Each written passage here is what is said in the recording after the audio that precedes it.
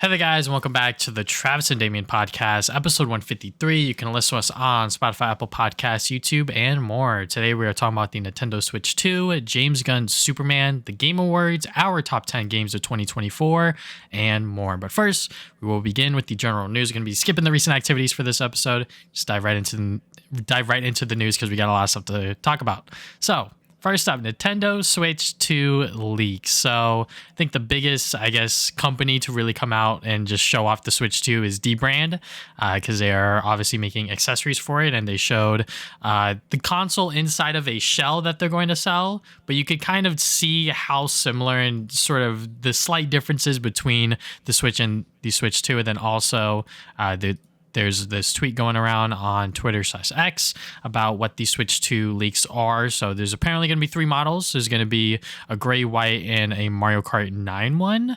It's going to have a reveal at the beginning of the year in January 2025. Mario Kart 9 will be a launch title. Magnetic Joy-Con/Hall effect sticks, curved dock, LCD screen, larger buttons, and game cards are going to be the same as the first Nintendo Switch. So yeah, I mean, we haven't really talked about Switch 2 leaks at all throughout this entire podcast ever since they have formally announced that, yes, there is going to be a successor to the Switch and everything like that. But, you know, these leaks, everything seems to be coming more real because Nintendo is sort of hiding everything and other companies are sort of stepping forward and being like, hey, yeah, like this is actually what's going on. This is what it's going to be. It might actually be called the Switch 2, which I think is completely fine because, you know, the Wii to the Wii U was a whole name branding thing. So, you know, I'm sure Nintendo, now that they have the Switch, which, you know, it was reported that it outsold the PS2 or something like that. You know, this is obviously their biggest console ever. So if they're going to make a successor to it, they don't want to mess this up. And all of the leaks we've seen so far have been promising.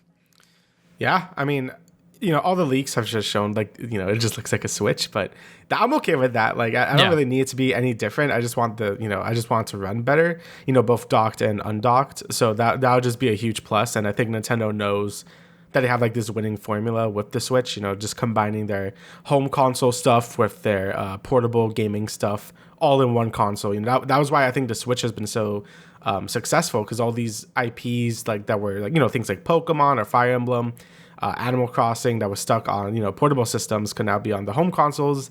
So you mix that with all their standard home console stuff and you got like this ultra console or whatever, right? So, you know, I think the Switch has been fantastic, and I think a lot of people, what they wanted from the Switch 2 was just to be stronger, right? Because, you know, the Switch 1 is stuck on like PS3 hardware at this point. Like it's very weak, right? So it'd be nice to have a stronger Switch. You know, I don't really need hyper realistic graphics or whatever. I just want the games to run a bit better, to look a bit better, and that's really about it. That's all I can really ask for, right? And it's just funny how much, you know, Nintendo's been delaying it, because, you know, we've been hearing rumors about the Switch 2 since like last year, right? And you know, there's a lot of reports saying that the Switch 2 was ready by like last year, but they just want to have games out, you know, so they're not launching it with nothing, which is smart. But, you know, now we're seeing a lot of these third-party sellers that already have like accessories for this thing are like, come on, Nintendo, release the thing at this point. So it doesn't surprise me that we're starting to see more and more leaks at this point, as I think it was rumored that they were going to show the Switch 2 in like February, because that usually tracks, because February is usually when they do their directs anyway. But I think they're going to fast track it to January now just to make sure it's like out at this point. So either way, I'll say make sure you guys save up like $300 because that's probably how much it's going to cost, and, you know, get ready for the next Switch. So you know, hopefully it has a good launch lineup, or, you know, hopefully we're getting like, you know, we should be getting a new 3D Mario at some point. I don't know if it's going to be like launch year, but it would be nice if it was. Obviously Metroid Prime 4 might be a cross-gen game. Mario Kart 9, which I didn't even hear about till like these leaks are coming out.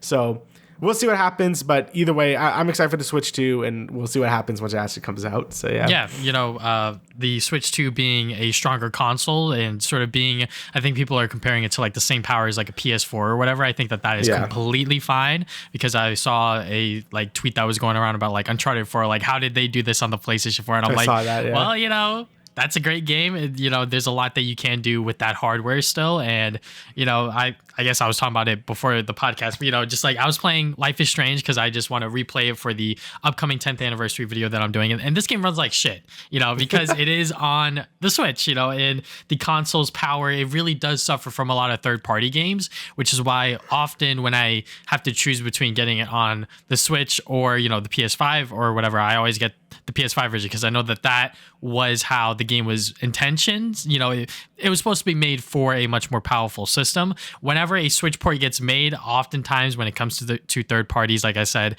it is not running as smoothly. So hopefully the Switch 2 can hopefully fix that a little bit. Obviously, it's not going to run at the same power as like a PlayStation 5, Xbox Series X/S, etc. But yeah, I'm excited for the Switch 2. Anytime a new Nintendo console comes out, I still remember when I was trying to get a Wii U, and a Switch. All of those times, It was chaos, but I loved it. I loved the sort of thrill of like trying to like secure that pre-order or secure that console because, it's like, will I get it? Will I not? And, when it came to the Wii U, that was when me and Damian were still in like middle school, maybe in like freshman year of high school. And it was like, yeah, we kind of still have to like ask our parents to like get it for us and everything like that. And then when the Switch was coming out, I was honestly debating whether I should get it or not because I was like, it's just Zelda, like I could get it on the Wii U, but I was like, nah, this is like a brand new Nintendo console. It's very exciting, it's sort of like the dual portability thing, like you said. So yeah, we played snipper clips, man. Yes, snipper clips, fucking snipper clips. But hell yeah, bro. Yeah, can't wait to see what the Switch 2 has in store, and hopefully we will get official details sooner rather than later.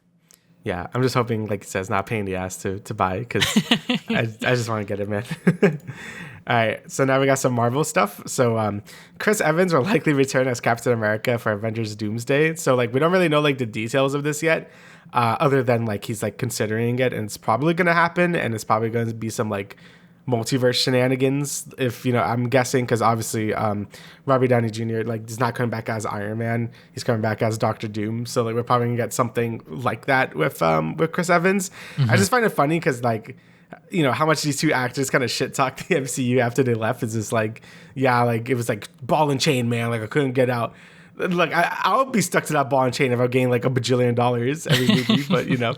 But either way, like it'll be cool to see him back. As long as it's not like Steve Rogers, I'll be fine with that. Just because like, his whole story is basically done. Same thing with like Iron Man, like his story is done. So like I kind of don't want to see them like like do those stories again, like, oh, Iron Man is just back, right? Because that's like lame as hell. Same thing with Captain America, like his story ended with like Endgame and all that. So I don't really want to see him like back as Captain America. Maybe if they want to do some like, oh, he's like Captain Not America or whatever, like sure, I guess. But as long as it's not like or something like that, I don't know. Yeah. As long as it's not like a straight like resurrection of the character, I'll be okay with it. I know some people have like a lot of issues with that, and it is seen as kind of desperate. Like, okay, we need like the star power back again or whatever. But if they could do something interesting with it, then I think I'm okay with it. Yeah, I mean, when it comes to the MCU as a whole, we've talked about it time and time again on this podcast, and obviously when Robert Downey Jr. was cast as Victor Von Doom for Avengers Doomsday, it was like, okay, yeah, like that is like a very controversial casting, but a lot of people could see where it was going, and desperation from the MCU, desperation from Kevin Feige, also bringing back the Russo brothers and everything to sort of make that magic happen again. And whether it'll work or not, I have no idea. We're only gonna have to sort of wait and see when it actually happens, because obviously with their Avengers and sort of MCU projects, they've always succeeded. It all started with Winter Soldier, which is still like my favorite MCU movie by far. So for them to now come back and now do this stuff, and now we got Chris Evans potentially returning as whether it's Steve Rogers or whatever other character, it is exciting, but I'm not exactly sure if it'll fit in the movie. Like I said, we'll have to wait and see. If he is Steve Rogers, I wouldn't necessarily mind that. I just bringing back all of these old actors and all of these old players is always going to be iffy, and sort of how will it land with the audiences. Obviously, it's going to cause fan reactions and sort of fan service and all that stuff, but will it actually work? Who knows? And then we also have Hayley Atwell also apparently returning for Agent Carter in the Avengers Doomsday film, which is also very interesting because she has shit talked the MCU a fair amount on her end, which is fair because she returned in Doctor Strange as Captain Carter, and then she was just like a quick cameo, which was just sort of like there just for like fan service kind of thing. So if they actually do bring her back for Agent Carter, maybe she does have a bigger role within the film and everything like that. But who knows? I feel like a lot of her character has always just been like Steve's love interest outside of the first Captain America movie. Yeah, I mean, besides like What If, like they haven't really done much with it, and I don't know if they will, unless they really want to bring like multiverse stuff to be like super like canon. Like usually when this stuff happens, like they're relevant for the movie, and then like things go back to normal. So yeah, I don't know if they actually are going to do things with that character, and like if they want to proceed with that and like have a replacement for Steve Rogers or whatever. But I don't know. We really have to see until like these next like arcs start coming out with Brave New World. When Brave New World comes out, I'm gonna see like what the new direction of the MCU is, because right now we're still in like this weird like Kang limbo where like I don't know what's going on at the moment. I'm just enjoying like some of the movies that did came out, like Guardians 3. I'm like, yeah, I'll take that or whatever. So once I get an idea like what they actually are gonna be doing with this stuff, then we'll see. Because you got like the Doctor Doom stuff, and you have the multiverse stuff still, and you got a lot of plot points going around. So I'll be interested to see how things sort of like come together or not when the new movies come out. So we'll see. All right, so next bit of news, we got Spider-Man Beyond the Spider-Verse finds its directors, Bob, I'm not even going to try to pronounce that, Bob P, yeah, I was gonna say Justin K. Thompson as well. So these are not new players for the Spider-Verse films. These are just new people that they are officially announcing. Just for reference, Bob P, he was one of the 3 directors on the first Spider-Verse film, and then Thompson was one of the 3 directors on the last Spider-Verse film, Across the Spider-Verse. So obviously, now having these 2 players who worked separately on those films as directors, and they've done other stuff behind the scenes for both films, just not as directors. It's going to be interesting to see how they can make this final film really land, because obviously when you got Phil Lord and Chris Miller, they are obviously the masterminds, if you will, that people really associate these films with when they're the producers, the writers, etc. So to have these people now sort of man the ship, if you will, and sort of direct it in a way that is still as stylish and as cool as the previous Spider-Verse films is going to be a lot of fun. Apparently this film isn't going to come out next year, which is completely fine. I'm totally okay with it. I think we waited like 5 years or something like that between the first Spider-Verse into Across. So you know what?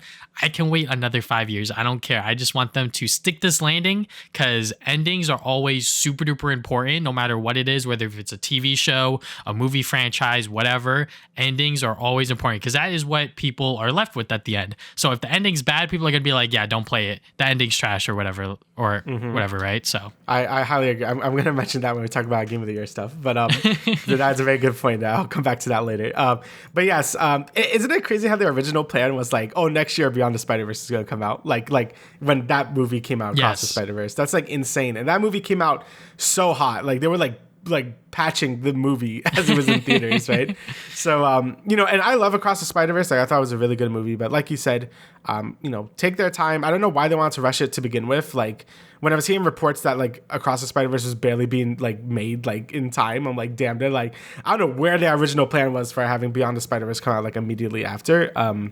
But these movies are great because I feel like there's a lot of love and care put into them. Obviously, there's a lot of like, other stuff going in, and like, some people not being treated as well or whatever. And hopefully they'll let the animators like breathe and let them just create the stuff with no like pressure or whatever. Because, we could wait. Again, like you said, we waited like 5 years for Across the Spider-Verse. We didn't even know it was going to get a sequel to begin with. So it was cool to see it like happen. And, that movie was awesome. So hopefully they could just nail this ending, nail this whole like sort of like trilogy they got going on, and I'll be happy. These movies are some of the best animated movies ever, and some of my favorite Spider-Man movies ever. So I wanted to like not stain its legacy by having like a really rushed, shitty ending, right? So, let them cook. I'm okay with waiting. I can wait another 2-3 years. It's fine. Yes, totally agree. All right, and our last bit of superhero news and just general news before the Game Awards is James Gunn's Superman. He released the teaser trailer for this. There's been a lot of, leaks and like behind the scenes pictures and all that shit of his suit, and then all the other bullshit, and people were speculating like what this movie was going to look like. And now that we finally got the trailer, I think it looks really good. I will say like, until my adventures with Superman, I was never really a big Superman fan, like at all. Like I always thought he was a really boring character, and like I just didn't like him.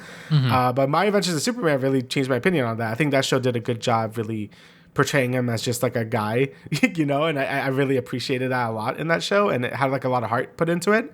And just from watching this trailer, I kind of get that same vibe, like, Like I feel like they want to make this Superman like just more like he's less of a god, which I feel like is what the Snyder films didn't do very well. Like I feel like they just portrayed him as like this like second coming of Christ or whatever. I'm just like I just didn't like that. I just made him feel very like out of reach and like not. I mean that's why I like Spider-Man, right? Like Spider-Man is like this dude that could just swing by and you can hang out with him, right? Because he's just like a guy. I never got that with Superman, right? And I think this this teaser really showed that, you know, he's like saving just some like girl from getting hit by like a train. You know, it's like a classic thing, right? So I think like James Gunn really understands like what makes the character really appealing to a lot of people, and I think this trailer shows that as well. You know, there's a lot of color into it, there's a lot of fun. You know, plays the main Superman theme and stuff. So I honestly think this is a really good trailer. So yeah.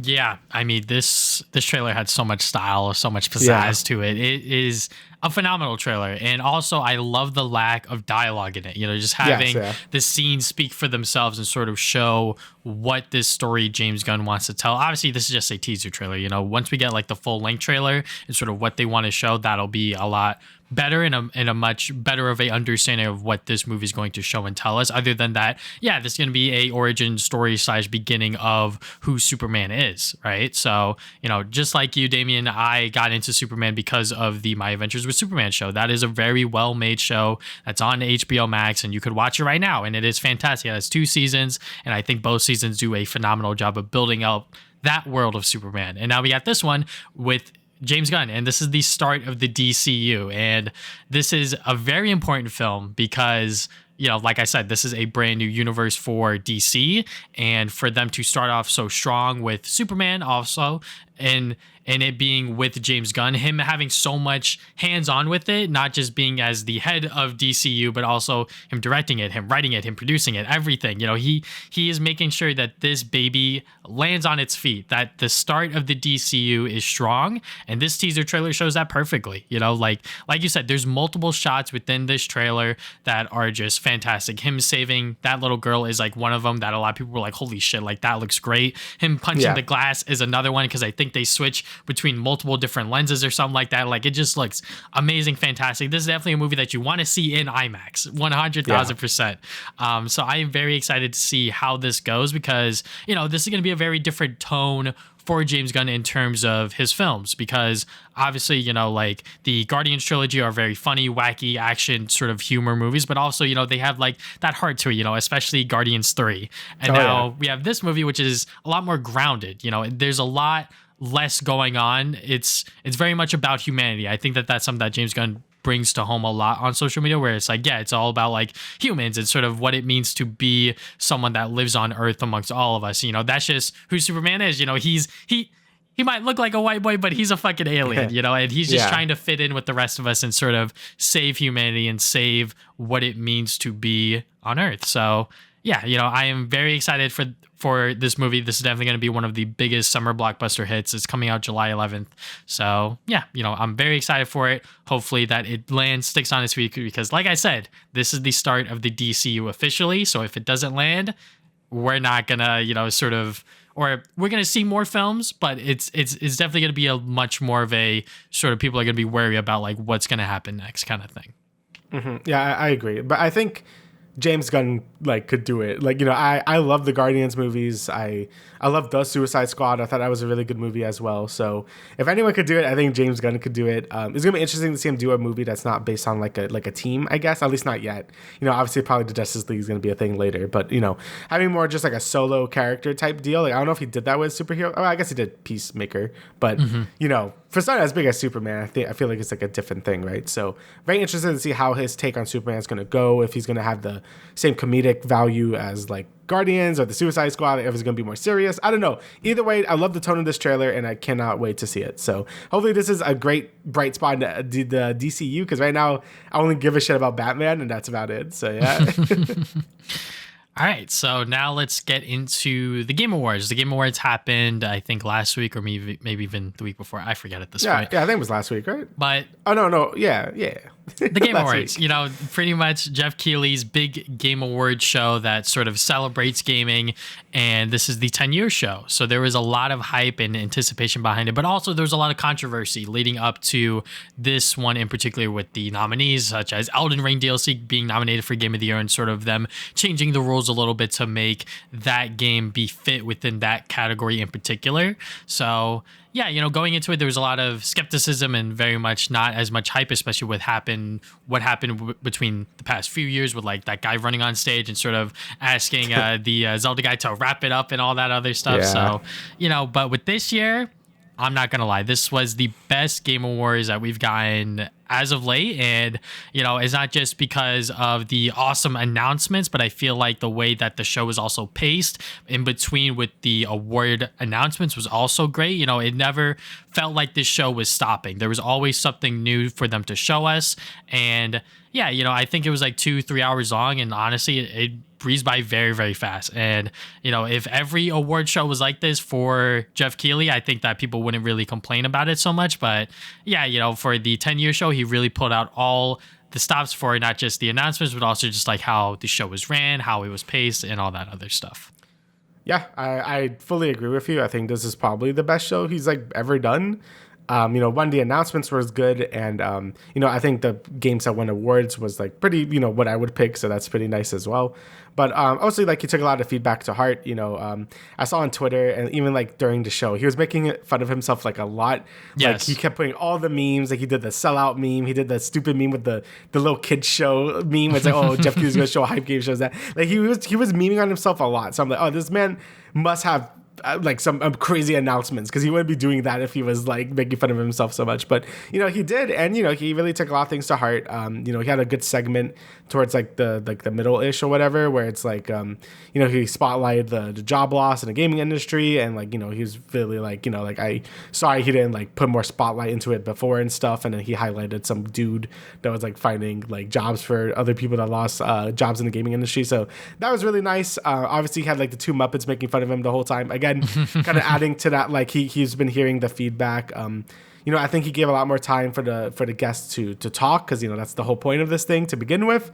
So like he didn't have that thing saying wrap it up or anything. So I think even just minus the announcements and minus the Game Awards itself, like I think Jeff Keighley did take a lot of feedback to heart, and it made for a really, really good show. Obviously, of course, the show's always gonna be long. Still people saying the show is really long, but like you said, I thought the pacing was a lot better. There were a lot less weird ads in this one as well. Obviously, there's still some breaks in between so you could take a piss or whatever, but like there weren't like that like Clash of Clans one where the dude was like a chicken. I'm like, what the fuck is this? I think last year's show was probably the worst one, just because it was like, it felt like all the cynicism that everyone had of the show, like really fully being realized in that show. Like it was pretty bad. But this one, yeah, no complaints. This was a very solid show. So good job, Jeff Keighley. You did it. So. All right. So let's talk about the game announcements first. So I have a list here of all of the major ones that I think me and Damian would like to discuss. So the first one that I will pick out here is instantly Split Fiction. This is the newest game from Joseph Fares, who made A Way Out and It Takes Two, which won Game of the Year, I think, a few years back. So he's here to announce his new game, Split Fiction. It takes a lot of notes from It Takes Two, but this time it's about two different writers, one who writes fantasy, one who writes fantasy, and then I think space sci-fi. or something. Yeah. Something like that. Yeah, sci-fi. Yeah. So then I was like, oh, okay, like that's interesting. And then somehow they get like mixed into their worlds, and they have to work together to pretty much complete what the game is trying to show them. Pretty much. And the game's coming out very, very soon. It's coming out March 6, 2025, which is crazy. Obviously he's been working on this game for a while now, probably, but, very confidently announcing that it is coming out early March. I love that. I love that when game studios are ready to announce something and it is coming out very, very soon, because that means it keeps it in the sort of the public's mind kind of thing. So, but yeah, the game looked great. I think the one thing that me and Damian will agree on when it comes to It Takes Two is that every single gameplay style is like phenomenal for like no fucking reason. So I expect the same thing within this game and then some. I mean, it just looks like a jacked out version of It Takes Two. Like it took like everything that game did well and looks like it's amping it up by like 10, right? Like you have like all these gameplay styles that switch around a lot. It looks like it is still like at the base is like a 3D platformer kind of the same way It Takes Two. But obviously changes gameplay style all the time. And there was one where it was just like sausages and shit or whatever. I was just like, what the fuck is going on? So the game looks incredible. Like, again, they're taking all the things that make It Takes Two really good and just applying it to this game, which is great. Justin Ferris is a goddamn treasure, just being like, I'm just going to make a really solid game that's really good. No microtransactions, no nothing. It's just a solid ass co-op experience. And, I'm very excited to play this. I love A Way Out. I love that game. I love It Takes Two. That was an amazing game. And I'm sure this game is also going to be fantastic. Early Game of the Year contender right there already. So, game looks incredible. Very excited to play it. So, none of his games have really disappointed me so far. So, yeah. Yeah, A Way Out was definitely like a shaky start, but obviously that was his first game. And then It Takes Two comes out, and then it was like, holy shit. Like, okay, yeah, now he fully realized what the potential of like a co-op required experience can be. And I'm glad that he's really the only one within the games industry doing that, because I think a lot of other studios could really benefit from that. But we'll talk about that a little more later. Alrighty, so I guess I could pick one. Let's see, before the heavy hitters. I guess we could talk about Evil Pac-Man just because this was like fucking out of nowhere. Yes. So Shadow Labyrinth. So this is based on the Secret Levels episode. So if you don't know, Secret Levels is that anthology series Amazon is doing. And for the Pac-Man episode, it's basically this like I didn't watch it yet. I just been seeing what people saying on Twitter. Yeah. But basically, it's just like this grim, dark future where you're playing as like this alien guy who looks like from like Abe's Odyssey or whatever, and he's like, I guess, trapped in hell or some shit. And he has like this little drone that looks like Pac-Man, and then at the end, it becomes like this weird like fucking monster. It looks really stupid, but also really funny. So like the fact that they're making like a whole ass Metroidvania with this idea is like very funny to me. I mean, I don't know if it's gonna be good or not, but like cool, I guess. I mean, when it comes to Pac-Man, I saw some people on Twitter being like how does Pac-Man have fans? He's Pac-Man, but like, hey man, Pac-Man World 1 and 2, those games are golden, right? It'd be sick to get Pac-Man World 2 repack and maybe like a proper Pac-Man World 3 or something that isn't like actual Pac-Man World 3, but hey, if they want to do stuff with Pac-Man that's a little more out there, I don't mind. I mean, the character's so basic anyway, you could do anything with him. So doing like a grimdark Metroidvania, like sure, I guess, go crazy. Yeah, this was definitely a big surprise for the Game Awards just because of it's just such a weird twist, right? Just making a Metroidvania action platformer, and then you also have Pac-Man who can also like consume things and do some very interesting gameplay mechanics. This definitely has the formula to be bad. It could definitely be like a very generic, not so enticing sort of Metroidvania, because we've seen so many of those over the past few years. But I don't know. Something about it with Pac-Man might work. We'll have to wait and see. But yeah, I don't think there's a release date attached to it just yet. But yeah, this is a new game that they are working on, and I'm interested to see where it goes. Mm-hmm. All right, so next thing I'm going to pick out here is something that is not one of the big hitters.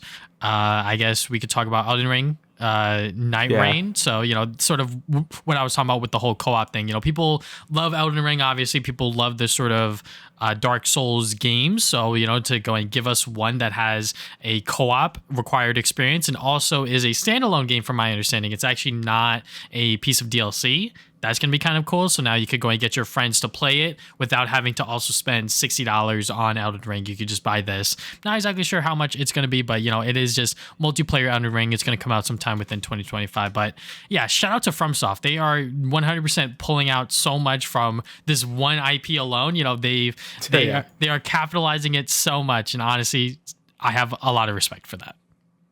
Yeah, it'd about be. I like how Jeff Keighley is standalone DLC, so it could be now. There's no question it could be a game.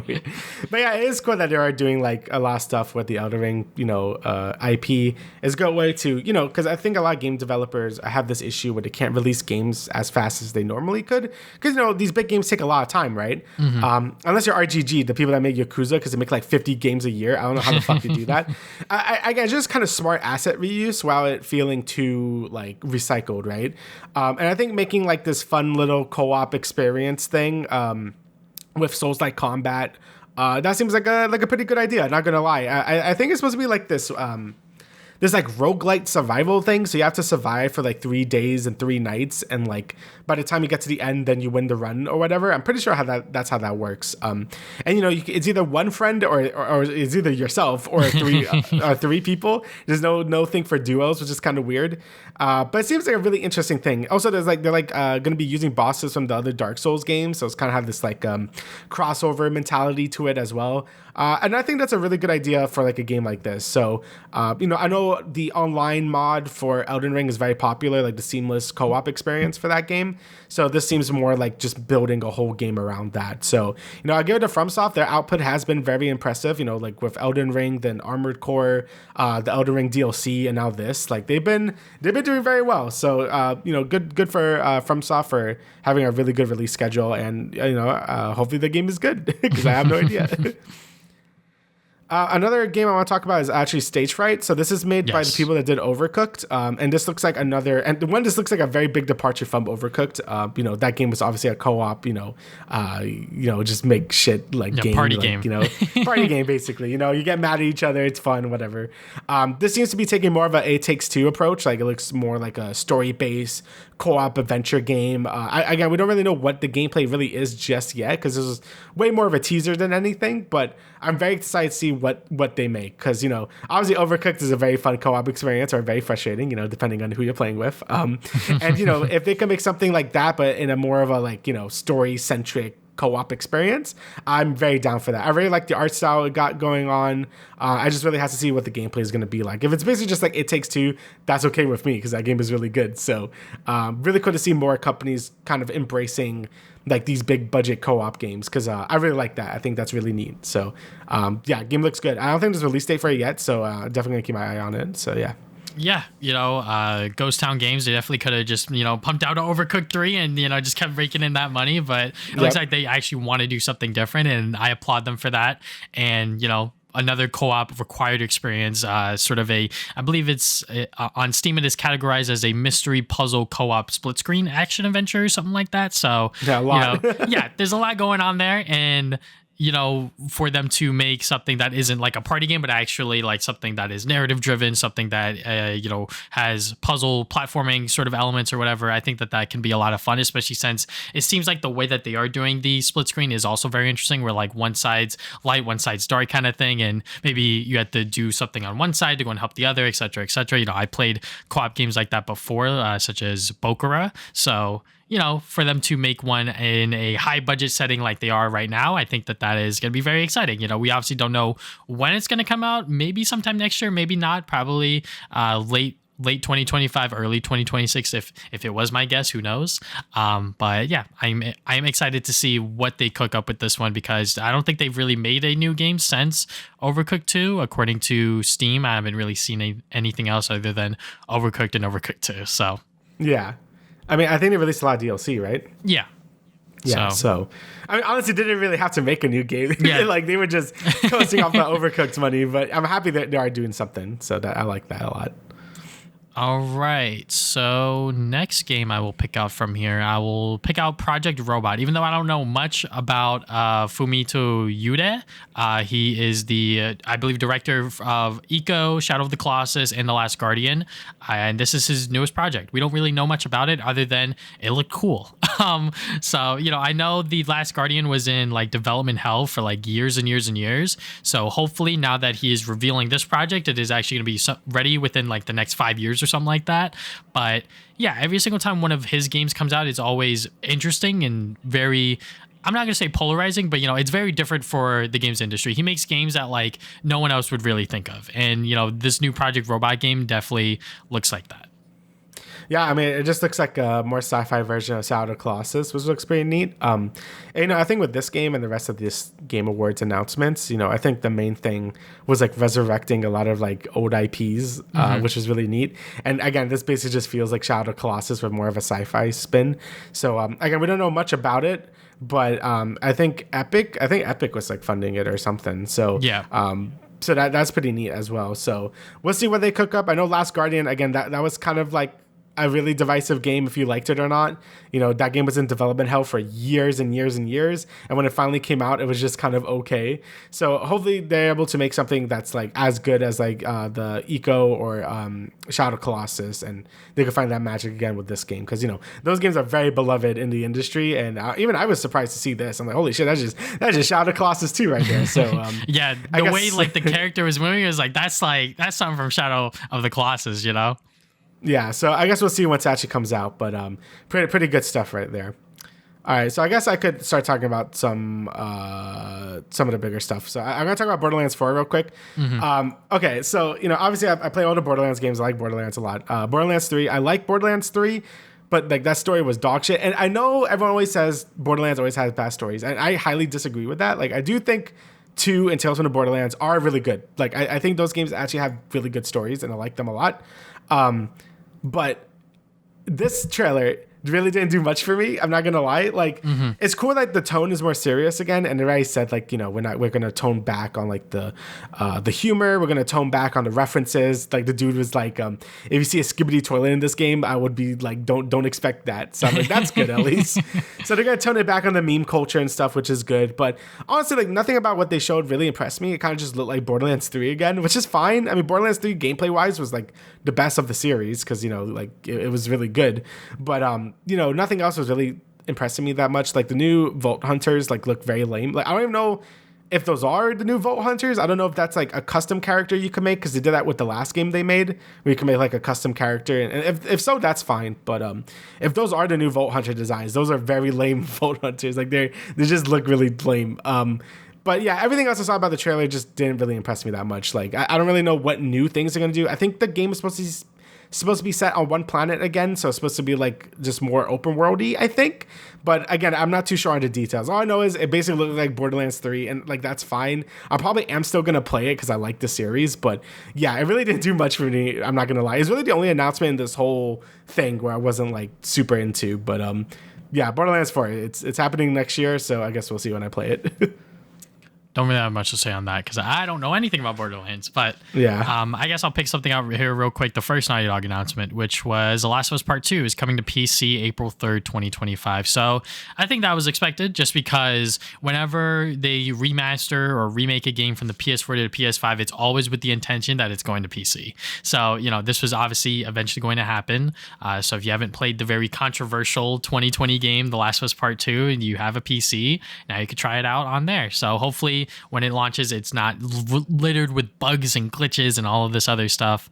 And yeah, you know, I definitely want to replay that game sometime soon just to get, you know, a second refresh on it because, you know, I think it's still a good game, but I think the story was really lacking within its pacing and sort of its direction a little bit. I do like that Neil Druckmann really went into it about like it being about hatred and sort of it being about revenge and all that stuff. I think that was like a very good direction to go in, but I think execution wise, it just didn't stick the landing.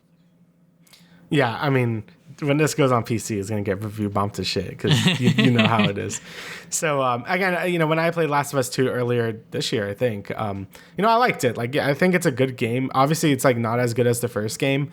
And the story is kind of like a big reason for that. The pacing, how long it is, like those are all like, really big factors of why I think this game just isn't as good as the first game. Also, I think it kind of lacks like, you know, that connection with Joel and Ellie and all that. So, you know, everyone's been saying, you know, that it's been exhausted at this point. But I still think the game is good. Like it's like an 8 out of 10, right? Like it's still a really good game. So seeing on PC where, you know, the Steam audience isn't very like receptive to things like that. So you guys, this day was going to be like overwhelmingly negative as soon as it hits it. But it's good for people that have a PC and, you know, maybe they play Last of Us 1. I think the remake is on Steam, right? I don't remember. So yeah, you can play that, play part 2, and you got both of them on Steam. So pretty cool stuff right there. Obviously, you know, Naughty Dog is not going to do Last of Us right now, which is thank God. So they're done with it for a little bit. But we'll talk about that a little later. All right, so next I want to talk about this. So I want to talk about, but then I want to talk about another thing. I guess we're going to talk about here. I want to talk about Ninja Gaiden and Turok just because those are two games that, again, two IPs that game resurrected that people wanted. Ninja Gaiden looks really good. Like that looks like basically just like the old NES Ninja Gaiden games. I think it's made by I forgot who it was made by. They made something good and I forgot. It was some other indie game. The Game Kitchen. Yeah, I think it was them, and they did something that I remembered playing, and it was good, but I can't remember. Blasphemous. Oh, Blasphemous! Yeah, that's what they did. Yeah, so yeah, that game was really good, and now they're doing a new Ninja Gaiden game, and that's really neat. I think we haven't had too many like NES inspired Ninja Gaiden games. We had The Messenger that came out a few years ago, and that was pretty good, and that was also inspired by like straight up NES Ninja Gaiden.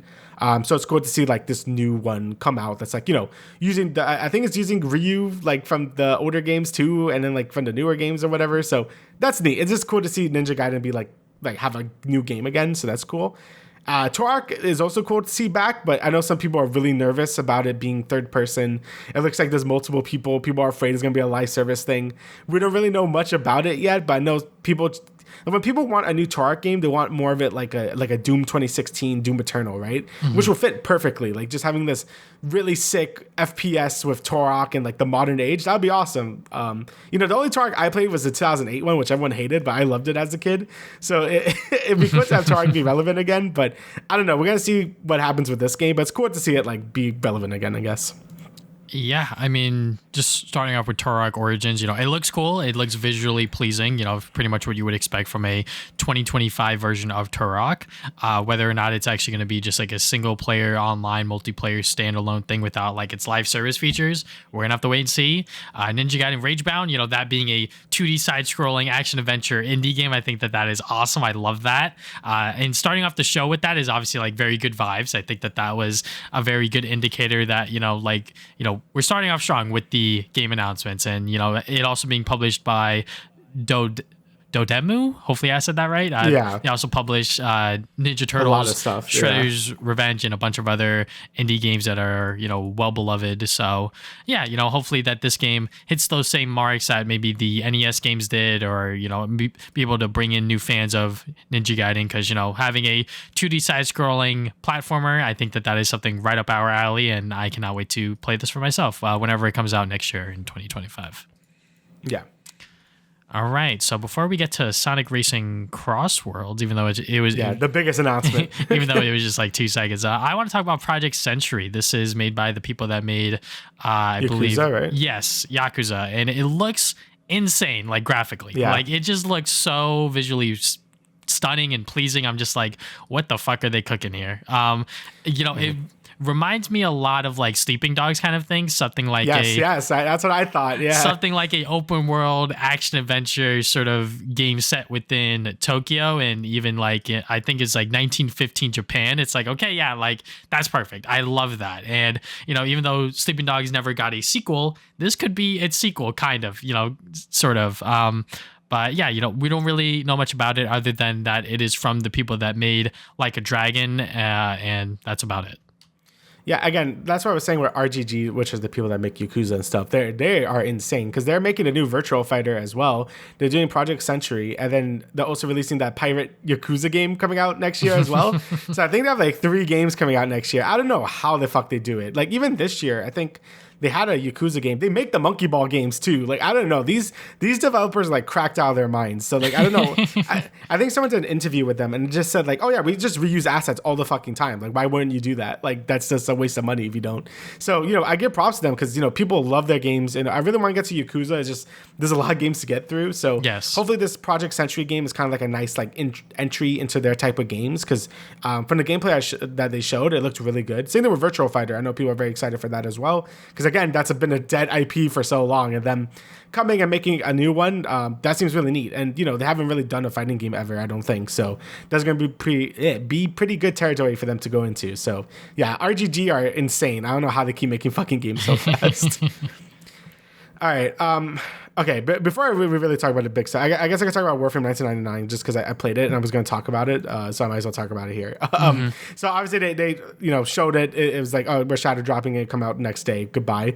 And yeah, Warframe 1999 is really good. It's basically a standard Warframe update, but they added like, obviously it's set in 1999, so you got all the 90s references and stuff.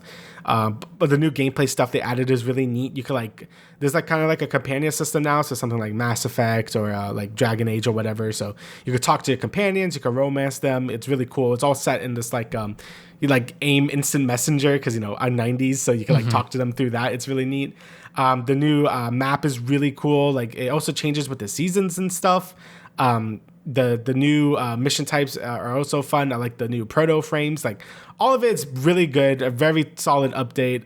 Really enjoying it. I think the new direction Warframe has been going for the last year or so has been just fantastic. They've just been focusing on what Warframe is really good at, which is jumping and shooting.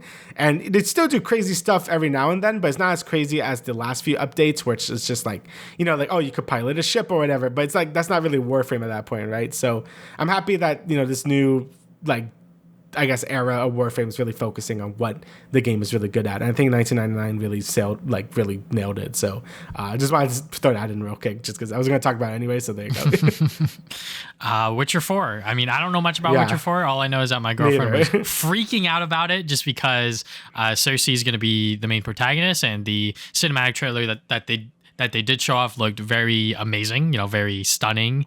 But yeah, now that we know that CD Projekt Red's newest project is Witcher 4 and that she's going to be the main protagonist. So yeah, I'm excited for that. I was thinking about playing Witcher 3 before that, but I'm like, that game's long as fuck. And I just played Mario and Luigi, and I kind of want to play other smaller projects before then. So, we'll have to wait and see if I actually do dive into that. But I'm sure my girlfriend's going to lore dump on me on all of that stuff. Yeah, I mean, I've been meaning to play Witcher 3 for like fucking years, so like I really should get on that at this point.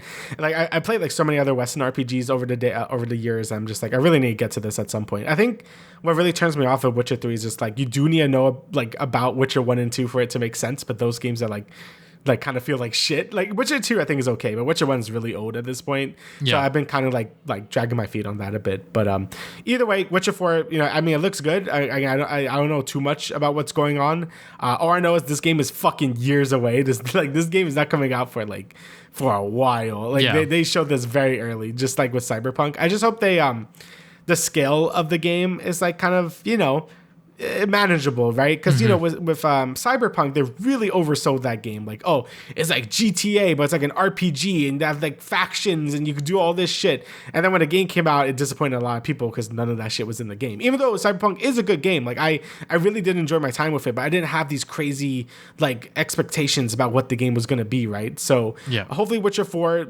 kind of settles down that expectations. Hopefully it's just like, we're just making a good RPG, that's what it is. Go crazy, right? So we'll see once the game actually comes out in like fucking 5 years, but that gives me enough time to actually play through Witcher 3 because it's something I've been meaning to do for a while now. So obviously this got a lot of people very excited, and obviously because Witcher is a very big franchise, so looks really good.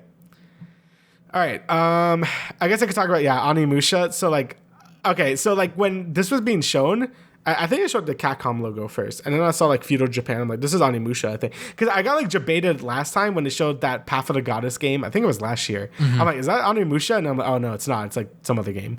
And then this game showed up. I'm like, yo, that's Onimusha, isn't it? And I'm like, yo, it is Onimusha. Look at that shit. So, and with another announcement that they showed later, Capcom is killing it, man. I mean, Capcom has been killing it for the last few years in general. Ever since like RE7, like they've been just nailing every release. Like every game has been super high quality. They're bringing back old IPs now. Like, like it's amazing, right? I was expecting like the an RE9 announcement or RE1 remake to be announced this Game Awards, because I'm like, Capcom has to show something that's not Monster Hunter, right? And they did, and it was like better than I expected. So it's really cool to see Onimusha back. I know a lot of people really like this series. I haven't played any of them, but I know that's a very important IP for a lot of people. And it seems like it's going more for a Souls-like combat system. I don't know how true that is, but it's looking more like Capcom wants to own Souls-like genre or series now, which makes sense because, I think the games were originally more like Melee Resident Evil, but, that doesn't really fit. So it looks like they want to make it more like a Souls-like. So seems like it fits the game that it is. So, really cool to see Capcom resurrect this like really dead IP and just making a new triple ass game with it. And it's coming out 2026. It's still a bit away, but sooner than later. So this is one of those PlayStation 2 franchises that people love to hail about. This is one of those from that Capcom era that really brought people into Capcom and also just like the PlayStation 2 legacy as a whole. So it hasn't had a new game in years and years and years. So the fact that they're now bringing it back here is exciting, and them to, for you to point out that this could be like their own Souls-like genre. I think that is very smart because, you're making a Souls-like competitor, but also bringing back an old IP that people love, that people have been wanting for years and years and years. And people freaked out on Twitter. People freaked out on Blue Sky or whatever. People were excited for it on social media, and rightfully so. Just like you, Damian, I'm not exactly that attached to it.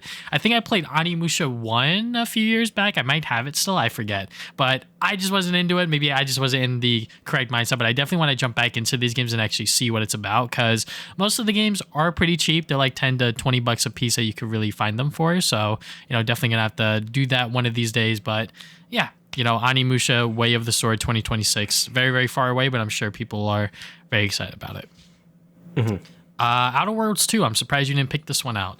This is... I was going to. Okay, well, Outer Worlds 2, this is another game that my girlfriend was chirping to me about because, yeah, I know that the first Outer Worlds is made by the same people that made Fallout New Vegas. Obsidian, yeah. Yeah, so, them coming back to it and actually improving upon it and making a sequel for it is exciting because I heard, when the first one came out, it did make a splash, but it was, very mixed. It wasn't necessarily something that people were expecting 100%, but, there was room for improvement. And it looks like they are improving it just by the looks of the second trailer. And yeah, will I play it myself? Probably not, but I am excited to see how this will be received within the gaming community. Yeah, so I love Obsidian. Obviously Fallout New Vegas is amazing. All of Obsidian's games are really good. Like I think they know how to make a big RPG, but also scale it down a bit. Like I heard good things about Pillars. Was it Pillars of Eternity? Yeah, I think it was like Pillars of Eternity and stuff. Grounded is a lot of fun. They made that as well. They made Pentiment last year, which was received really well. So like all their RPGs have been like really cool, and even their non-RPGs have been like really creative and neat. They're just good at making, again, smaller scale games. Avowed is coming out next year, early next year, which I'm very excited for. It's supposed to be like their answer to like Elder Scrolls basically, but again at a smaller scale. And it looks really good. I've been watching a lot of previews for that game. I'm very interested in getting it. Outer Worlds, I only played a little bit of it because that was before I upgraded my PC in like 2020. So it ran like shit on my old computer, so I wasn't really able to play much of it. Then I kind of forgot about it. But I definitely want to play it now. Like it's kind of in my bucket list. I might do that soon to like just start playing it. Because I heard the game is good. I personally really like the game. I know some people are mixed on it, like you said. Some people don't like how jokey it is. Some people don't like. Also, the combat's kind of janky, but that's kind of par for the course for their games, to be honest. But Outer Worlds 2 looks like it's addressing all of that. It looks like it's bigger in scope. It looks like it's having better combat. The dialogue still seems pretty jokey, but I feel like that's just the identity of the game. I've always really liked the aesthetic a lot, having this like more retro sci-fi look to it. I really enjoy it a lot. Yeah, I'm excited to see what Obsidian cooks up, and them releasing 2 games in 1 year, like 2 big RPGs, like that's really cool. So definitely excited for that. Hopefully Valve sticks the landing, and hopefully Outer Worlds 2 sticks the landing, because I'm very excited to play both of them. Definitely want to play Outer Worlds 1 before the second one comes out. So hopefully I have time to do that, because I would really like to do that. Alrighty. I guess I could talk about my boy Clive Rossfield. Hold on, like he's in Tekken 8. So I was really confused because I'm like, wait, what? Like another Final Fantasy 16 thing? Like we got the DLC and it already got ported to PC, and I'm like, oh shit, he's gonna be in Tekken 8. That's cool. So like, Tekken's no stranger to Final Fantasy characters. Like Noctis was in the last game, I believe, and now Clive is in this game. A lot of people want a Tifa, but I think they're very locked in Clive. So hey, I mean, they could add her if they want. Go ahead. I wouldn't complain. I'll play Tekken, but I'll be pretty sick. So. But yeah, Clive looks really sick in this game. He has all his moves from the games. He could, summon Ifrit and do all that cool stuff. He looks great too. Like his model looks like just straight from the game. So yeah, looks really sick. I don't really like Tekken too much gameplay wise. Like I've tried it and I just can't really get into it. It's a little too complicated for me. But it's really cool to see like Final Fantasy representation. Like that's not just like Cloud or whatever. Yeah. So it's really neat to see that. So, and I think Clive is a cool character. He has a lot of potential to have like crazy movesets because he could use all the different summon abilities and shit. So yeah, really cool. I saw some people pretty happy about that, which I don't play Tekken, but I was happy. So yeah. Now, before I talk about Sonic, I want to talk about Rematch. This is a soccer game made by the same people, or football, if you will, my bad. Football game by the same people that made Sifu. So yeah, I mean, Sifu is a very stylistic game, and this pretty much has that same vibe. And I'm very excited to see it. Pretty much Blue Lock, but in in a video game. So also not animated like shit, right? Yes. Isn't this the second season looks a little crusty, right? I actually have no idea, but yeah, rematch, it just being as stylistic as it is, but also being a soccer/sports game, I think is pretty exciting. When it comes to like the traditional like sports games like FIFA, NBA, NFL, all that stuff, it's like the same stuff every single year. But I think this one obviously has potential to be something different. Apparently it's going to be, according to Steam, it's control one player on your team and compete in fast-paced 5v5 matches from an immersive third-person perspective. So yeah, it's going to be 1v1, but you will be controlling all 5 players at a time. So yeah, I think that is going to be very interesting, a lot of fun, especially to those that are big soccer/football fans. Hell yeah. I mean, again, I'm not really like into like, I guess I'm more into like wacky, like sports games if they're done well. So, the Shifu creators making something like this, that seems very interesting. Like, making like a whole ass multiplayer game like this, like that's pretty neat. But I guess we'll see how it goes, because soccer could be pretty cool to like add like power to like the fucking like Mario Strikers or whatever. So yeah, it seems pretty interesting. So yeah, definitely gonna keep my eyes on that. I know Shifu was a favorite amongst a lot of people, so I'm sure this game would be really cool as well. Actually, something I do want to talk about that isn't on this list, but I just remembered is Dispatch. It was that game that had fucking Jesse from like Breaking Bad in it. Yeah, that game looks sick. Okay, first I didn't even know if it was a game at first. I thought it was like Bandersnatch, where it was like, oh, like wait, is this like a show? But you could pick dialogue. But no, it's like an actual like Telltale style game where you play as like this dispatcher. He was like a superhero that became like a superhero dispatcher, and then you had to like dispatch different heroes to like different events. And it looks like it's gonna be like like a Telltale game, so you could build relationships and all that stuff. Like they have a lot of big voice actors in it, and also like YouTubers. Like I think Moist Critical is there or whatever. Charlie jump scare. That was a Charlie jump scare. Yeah, so that game looks really cool. It has a lot of writers from the old Telltale games, so it's like people from Tales from the Borderlands and Wolf Among Us. So yeah, that seems really sick. So I love the art style of it too. Again, I just thought it was a show at first because I wasn't paying attention. I'm like, oh no, it's like a video game. Okay, cool. Because sometimes they show shows in these things. So I'm not too sure. But yeah, it looks really cool. It kind of has like that Invincible like vibe going on, with the different superhero shit. So yeah, it looks really cool, really interesting. I love those old Telltale games, so it's cool to see it like a comeback, because Wolf Among Us 2 is never gonna fucking happen at this point. So I'll take what I could get. So yeah, Dispatch is a very interesting game, not just because of Aaron Paul and Laura Bailey's chemistry on stage, but also just like, dude, what was that? Dude, I'm like, what the fuck? But like, take it, get a room. They are making a sort of action adventure graphic adventure, I should say, game with a dispatch sort of workplace comedy kind of thing. So it's gonna be very weird, very interesting, if you will. And I will be on the lookout for it next year, 100%. Just because, like you said, the fact that they got old Telltale writers in here to sort of make this game, I think that is very exciting. So, hell yeah.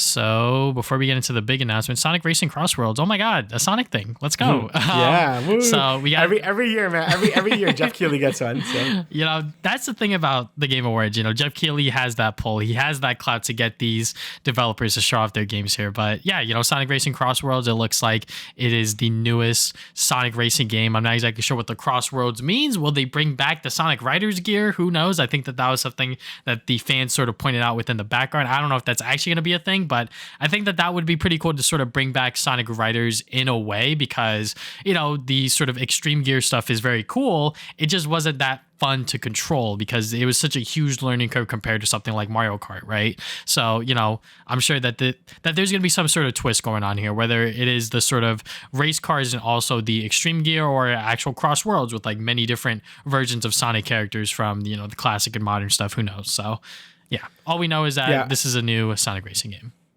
Yeah, my theory was that it was going to be like they were going to bring back Sega stuff, like the older games. That too. Like I hope so. Like I do hope. Like I love the All-Star Racing games because like I and fucking all the other Space Channel 5 lady. Like like why not, right? And those games were really fun. Like I loved the first game and I loved Transformed. And then Sonic Team Racing was like kind of like that game was just like was a whole nothing burger. So it'll be cool to have like bring back the Sonic Racing games to be like pretty good again. And I think this is made by Sega Hardlight, I think, right? Let me I double check. thought I remember reading that, but I'm not too entirely sure. Let me double check that for you real quick. Let me try to keep the air going. Yeah. I have no idea. The Sonic Wiki doesn't show anything. I'm going on the official Sega website. Don't really see much as of right now. So, but it is coming to Steam, Epic Games, all the major consoles, even PS4, Xbox One. So, this game is going to be on literally everything. I mean, probably Switch 2 as well. That has a big guess. But yeah, no, the game looks really good. I mean, I don't know how the game looks, but it has a good concept. And if they do bring back Sonic Riders stuff, it'll be cool to have. They could kind of act like the like in Mario Kart when you pick motorcycles, right? Like you have like sort of like the more agile type vehicle, and then you have like the standard like carts or whatever. They could do some good stuff. So hopefully the game is good. We can see my boy Jet the Hawk again. There you go. So there you go. Okay, I'm not delaying it more, but I forgot about Slay the Spire 2. Then we talked about the last two big things I really want to talk about. Slay the Spire 2 looks really good. I really like the first game a lot. It basically like made like the roguelike deck building genre like a thing. Like I feel like this game, it wouldn't be as big as it is now. I'm sure there were ones before it, but like Slay the Spire is what really made that genre huge. And I love the first game. Like the first game is really good. And I never played it for like thousands of hours, but I have like 30-ish hours in it. And I had a really good time with it. And it's good to see them add new characters. The art, it's a bit better than the first game. I mean, there's no release date yet. Well, there is a release date, but I like how they're like, is that it's going to be 2020? No, it's still 2025. That was a cute little trailer bit they put there. But yeah, game looks really good. Very excited for it. Hopefully they have even more characters than just 3. I feel like 3 is always like kind of like tiny compared to other games, but I know they have to make a whole like deck and all that shit. So it probably takes a lot more work than just making like a character in like Isaac or something, right? So like there's a lot more things to consider. But yeah, Slay the Spire 2 looks really good. All right, now we can talk about the last two big things. So we got Okami 2. Okami 2 is something that I think people were not expecting, not even for years, because Okami is a game that came out, I don't even know if I can, mid 2000s, something like that. Let me double check. 2005, 2006. Let me double check that. It came out. Yeah, 2006. It came out on the PlayStation 2 in 2006, and then on the Wii in 2008, then Okami HD in 2012, and then we had the newest ports from 2017, 2018, somewhere around there. So, yeah, it has been a very long time since we've gotten anything from Okami. I think that there have been spin-offs of it. Me personally, I honestly don't really know much about Okami other than that I believe there's like similarities to like Zelda or whatever. Yeah. Something that Hideki Kamiya, who is returning as the director for the game, has cited. So yeah, I definitely want to play Okami now that we know that there's a sequel on the horizon, and also it has people very excited for it, rightfully so, because one thing about this Game Awards that Damian pointed out earlier was that fact that, they're bringing back a lot of old IPs, and this one is definitely like the most sort of wanted one that I think people were very excited for. Yeah, so I was watching with my good friend Sarah. So there you go. There you go, Sarah. I know you watched this. So I'm talking about it. So when we were watching this, Okami 1 is like her favorite game of like all time.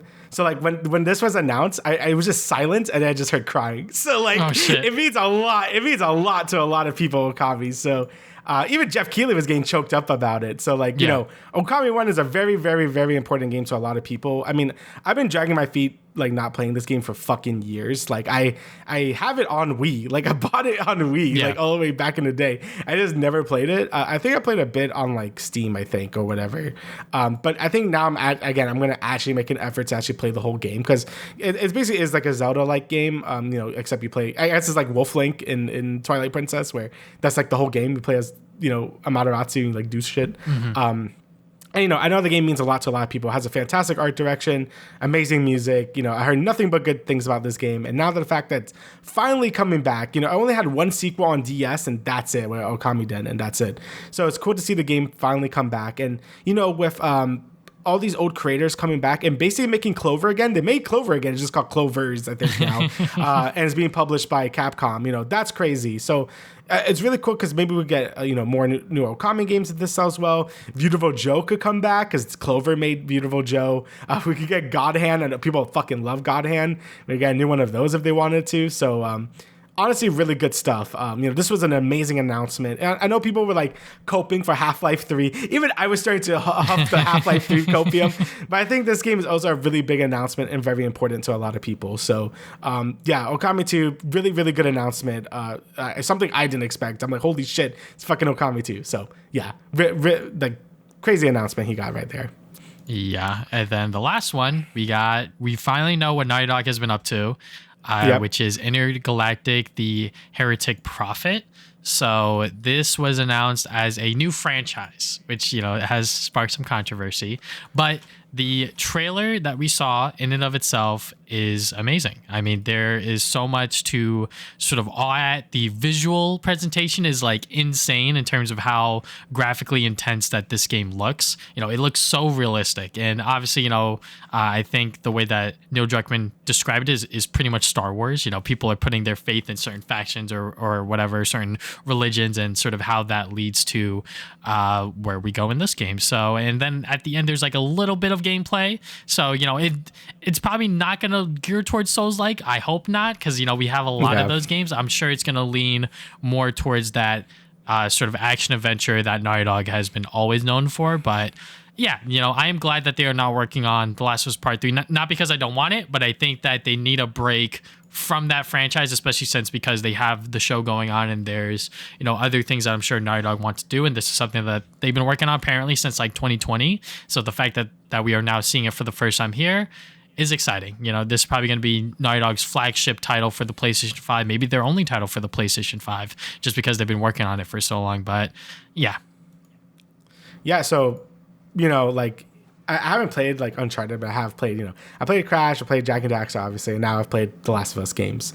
Uncharted is definitely something I want to play. I mean, I played a bit of Uncharted 2 back in the day, but like not like really. Mm-hmm. So, but it is cool to see Naughty Dog make something a bit more like colorful and lighthearted. Again, I know it's supposed to have really heavy themes, like, Neil Druckmann said that, and his writing usually tends to be more like, like harsh reality sucks ass or whatever.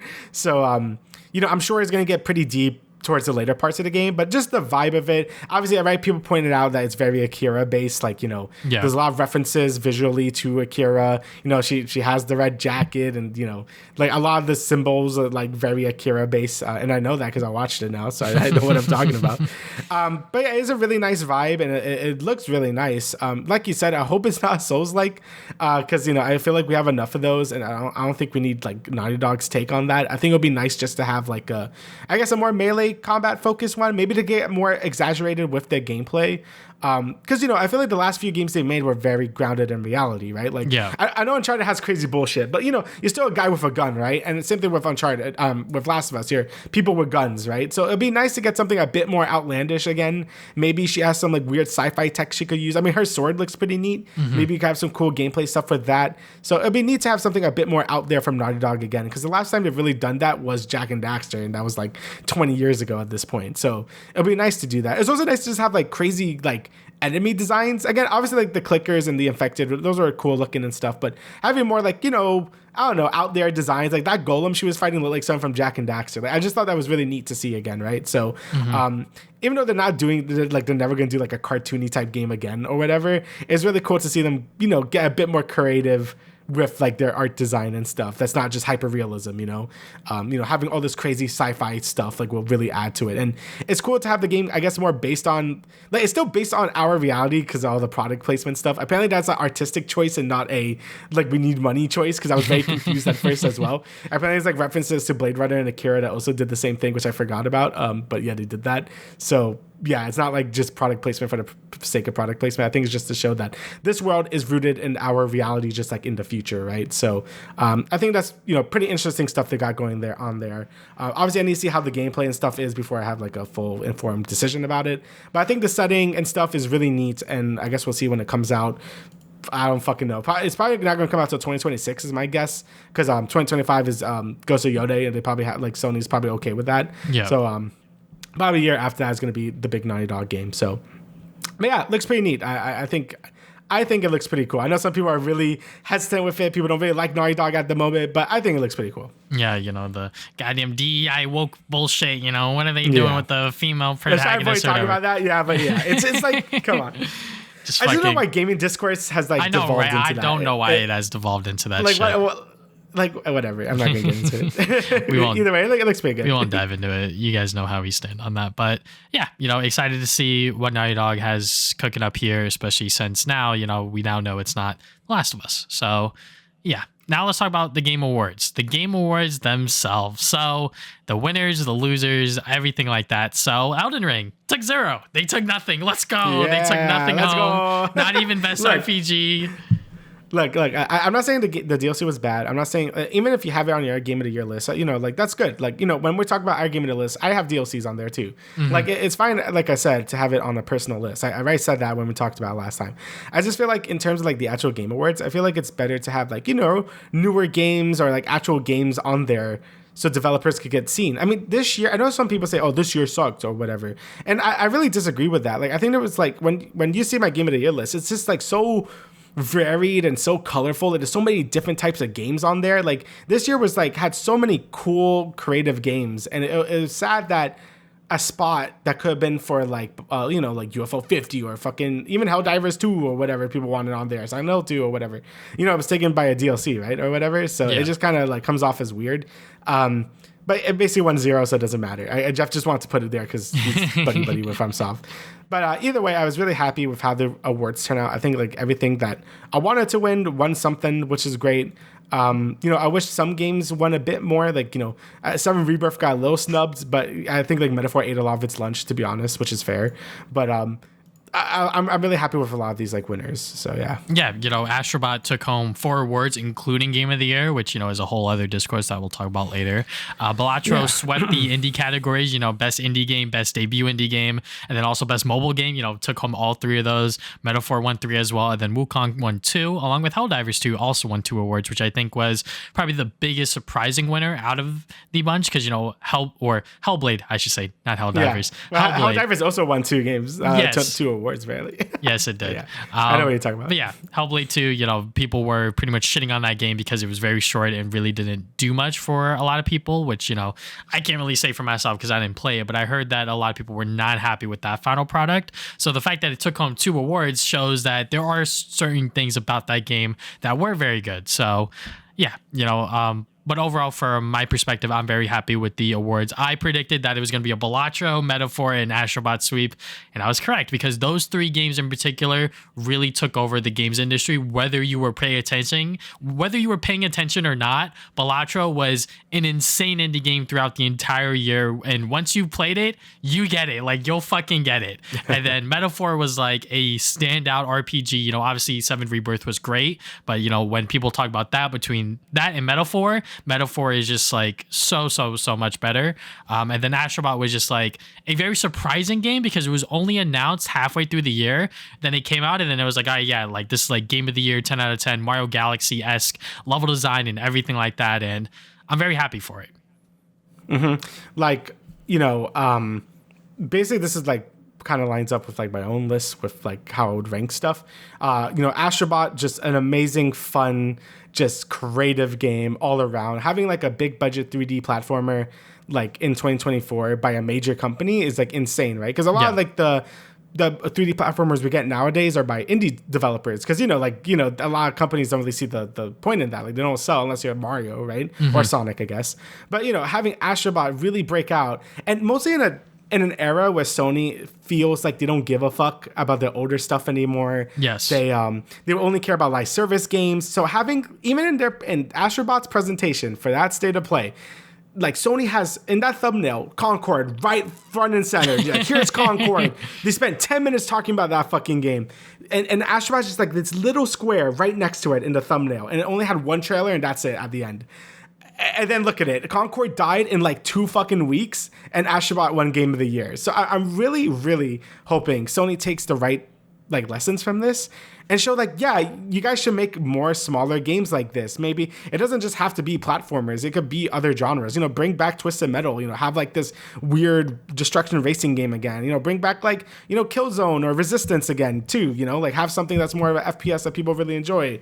Like maybe smaller games again, like Astrobot. Bring back fucking Ape Escape. I don't know. Like, it'd be cool if Sony really respected their history again. Mostly when it's the 30th anniversary, and I feel like Astrobot has been really carrying that legacy. It's like, look at all these cool IPs that Sony has forgotten about. Look at all this, Astrobot itself just kind of represents that PS1, PS2 age of Sony that people really miss. So I don't know. I feel like Astrobot winning is really great. Obviously, it's not my personal game of the year. It's very close, but it's not mine. But I am very happy that I won regardless. So I'm hoping Sony, again, takes the right lessons from this and moving on, because maybe step away from the live service shenanigans from them and start focusing on making just really great games like this. And on a smaller scale too. Not everything has to be an Uncharted or Naughty Dog level of game, right? So but yeah, we'll see what happens in the future. Yeah, anytime I try to talk about Game of the Year with my coworker who loved Wukong, obviously, Wukong took home 2 awards. It's like, yeah, nah, Astrobot shouldn't have won, yada, yada, yada. And, some people have also even said that, they gave Astrobot Game of the Year to sort of make a statement to Sony, sort of like what you've been saying, where it's like, yeah,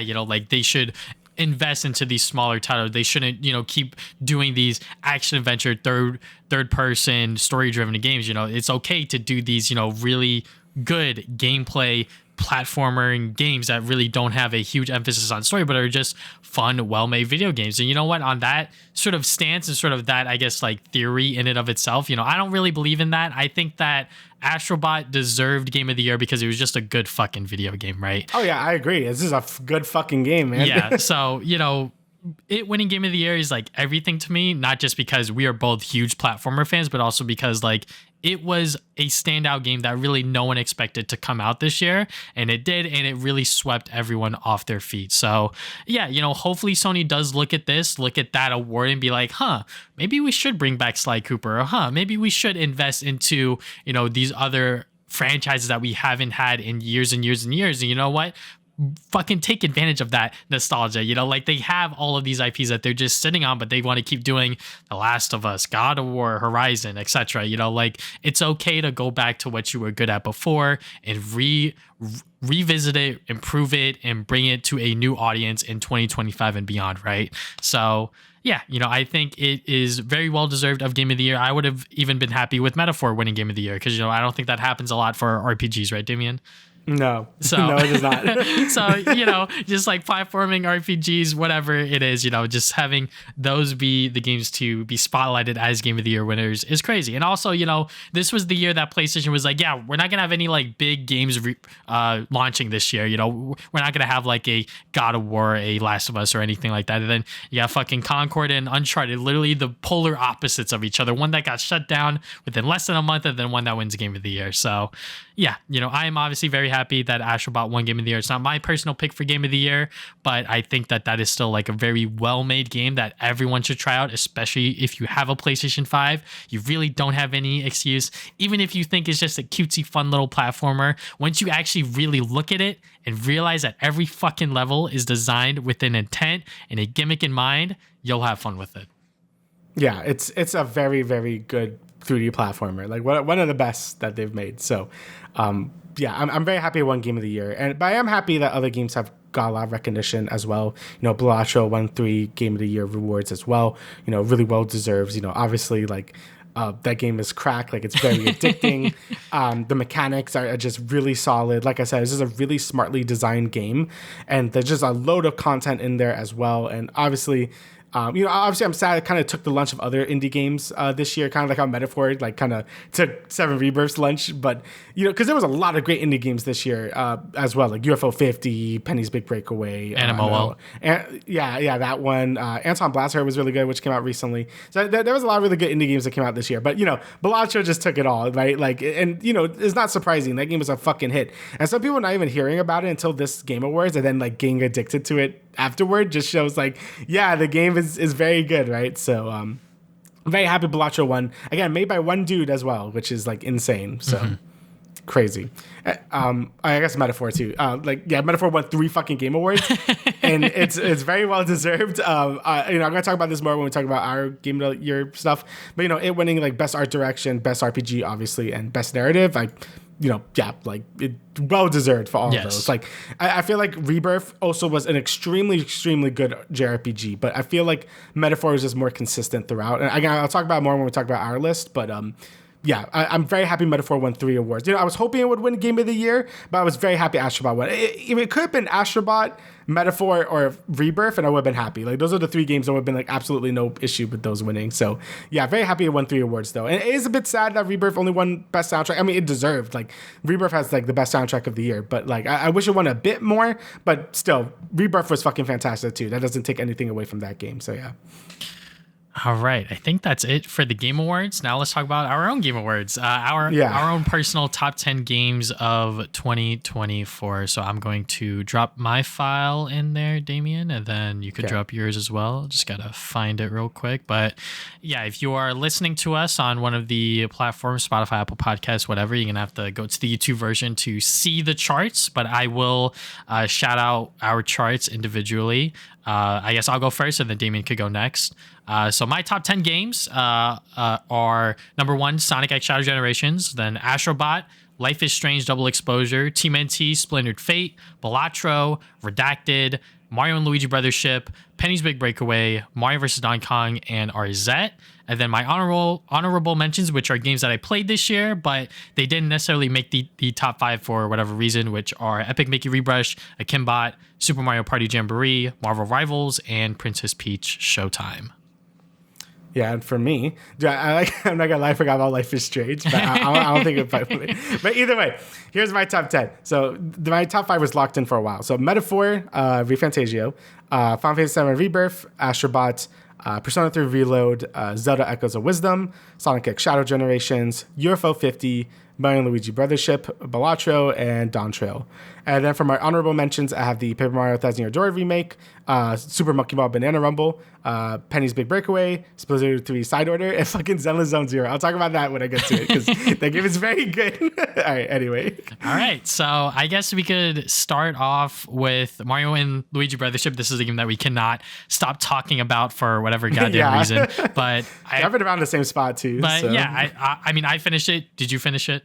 Yep, I have finished so it. So now that we have a complete full review on Mario and Luigi Brothers Ship, now that I have finished it and I did my whole game review on it for the channel, I can confidently say that I had fun with it, but there's a lot wrong with it that really hinder me from me putting it within like my top 5, if you will.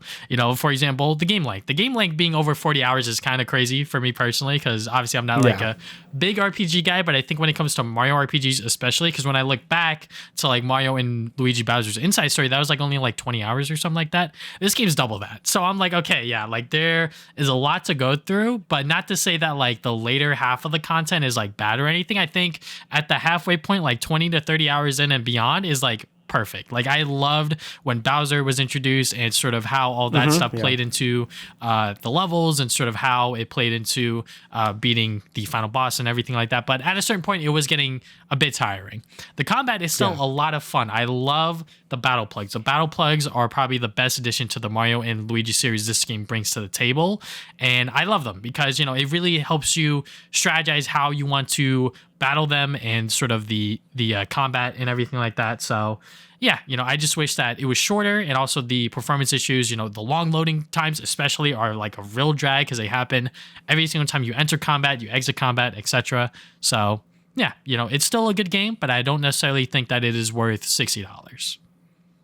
Yeah, I mean, like, I will say it's probably like my, like, it's just comfortably like my 3rd favorite Mario and Luigi game, I guess. Like, obviously, it does not hit the same highs as, Bowser's Inside Story. Obviously, that game is amazing. I think Superstar Saga is also better. It's just a better paced game. Again, this game has a lot of the same issues Dream Team has, where it's just, like, really long. And, again, I play long RPGs. Like, I play, like, like, 7 Rebirth and Metaphor, both, like, 90-plus hours, right? But, like, I feel like those games keep your attention because, the stories are a bit more complex. It's more, like, a complex battle system, so the game, like, keeps you more engaged. There's a lot more characters involved. So, that's why I could play those games for so long. Mario and Luigi, it's still like a simple story. It's mostly just, power of friendship, all that stuff. Like, don't be lonely. Like very basic stuff. Like, it's good, but it's about what you expect. The battle system I thought was really good. Going for those super bosses were a ton of fun. I really had a great time fighting those harder optional bosses using the battle plug system. I saw some people say they made the game too easy, but I feel like if you did go for those optional bosses, like I died more in this game than those 2 RPGs at my top 2. Like it's kind of crazy that this game's like difficulty is. I think it was just right, honestly. But like you said, I do think the pacing was just like all over the place. Like the beginning is just straight up like boring. Like there's just like nothing to do in the beginning, which is why a lot of people just dropped it right in the start. There's a lot of times later in the game where the game just kind of just stops introducing new islands to go to. Like I feel like it was a pretty constant pace going to new locations, new islands. And then after like the fourth sea, like there's like just like one or two new islands. It's a bunch of revisits and just kind of feels a bit old after a point. When you have to go and get everyone's bond energy, I'm like, bro, we got to end this. Bro, that fetch quest actually pissed me off. I was like, we have to go back. I'm like, are you kidding me? But anyways. Yeah, but I did really enjoy the ending. I like the final boss. Like he had a cool design. I do like the little like fucking horror game bit where it's like you're in like negative Mushroom Kingdom or whatever. It did go on way too long. Like okay, we could have ended this in like 2 loops or whatever. But it's still a really cool idea for it. And I did like that a lot. And the whole final boss sequence was very cinematic, a lot of fun. The fact that the games are in 3, this game is in 3D compared to the other games, you're able to do like a lot more crazy dynamic cameras. And when you're going up like the final boss when he's like a tree or whatever, like this shit's awesome. So I think they did nail it where it counts.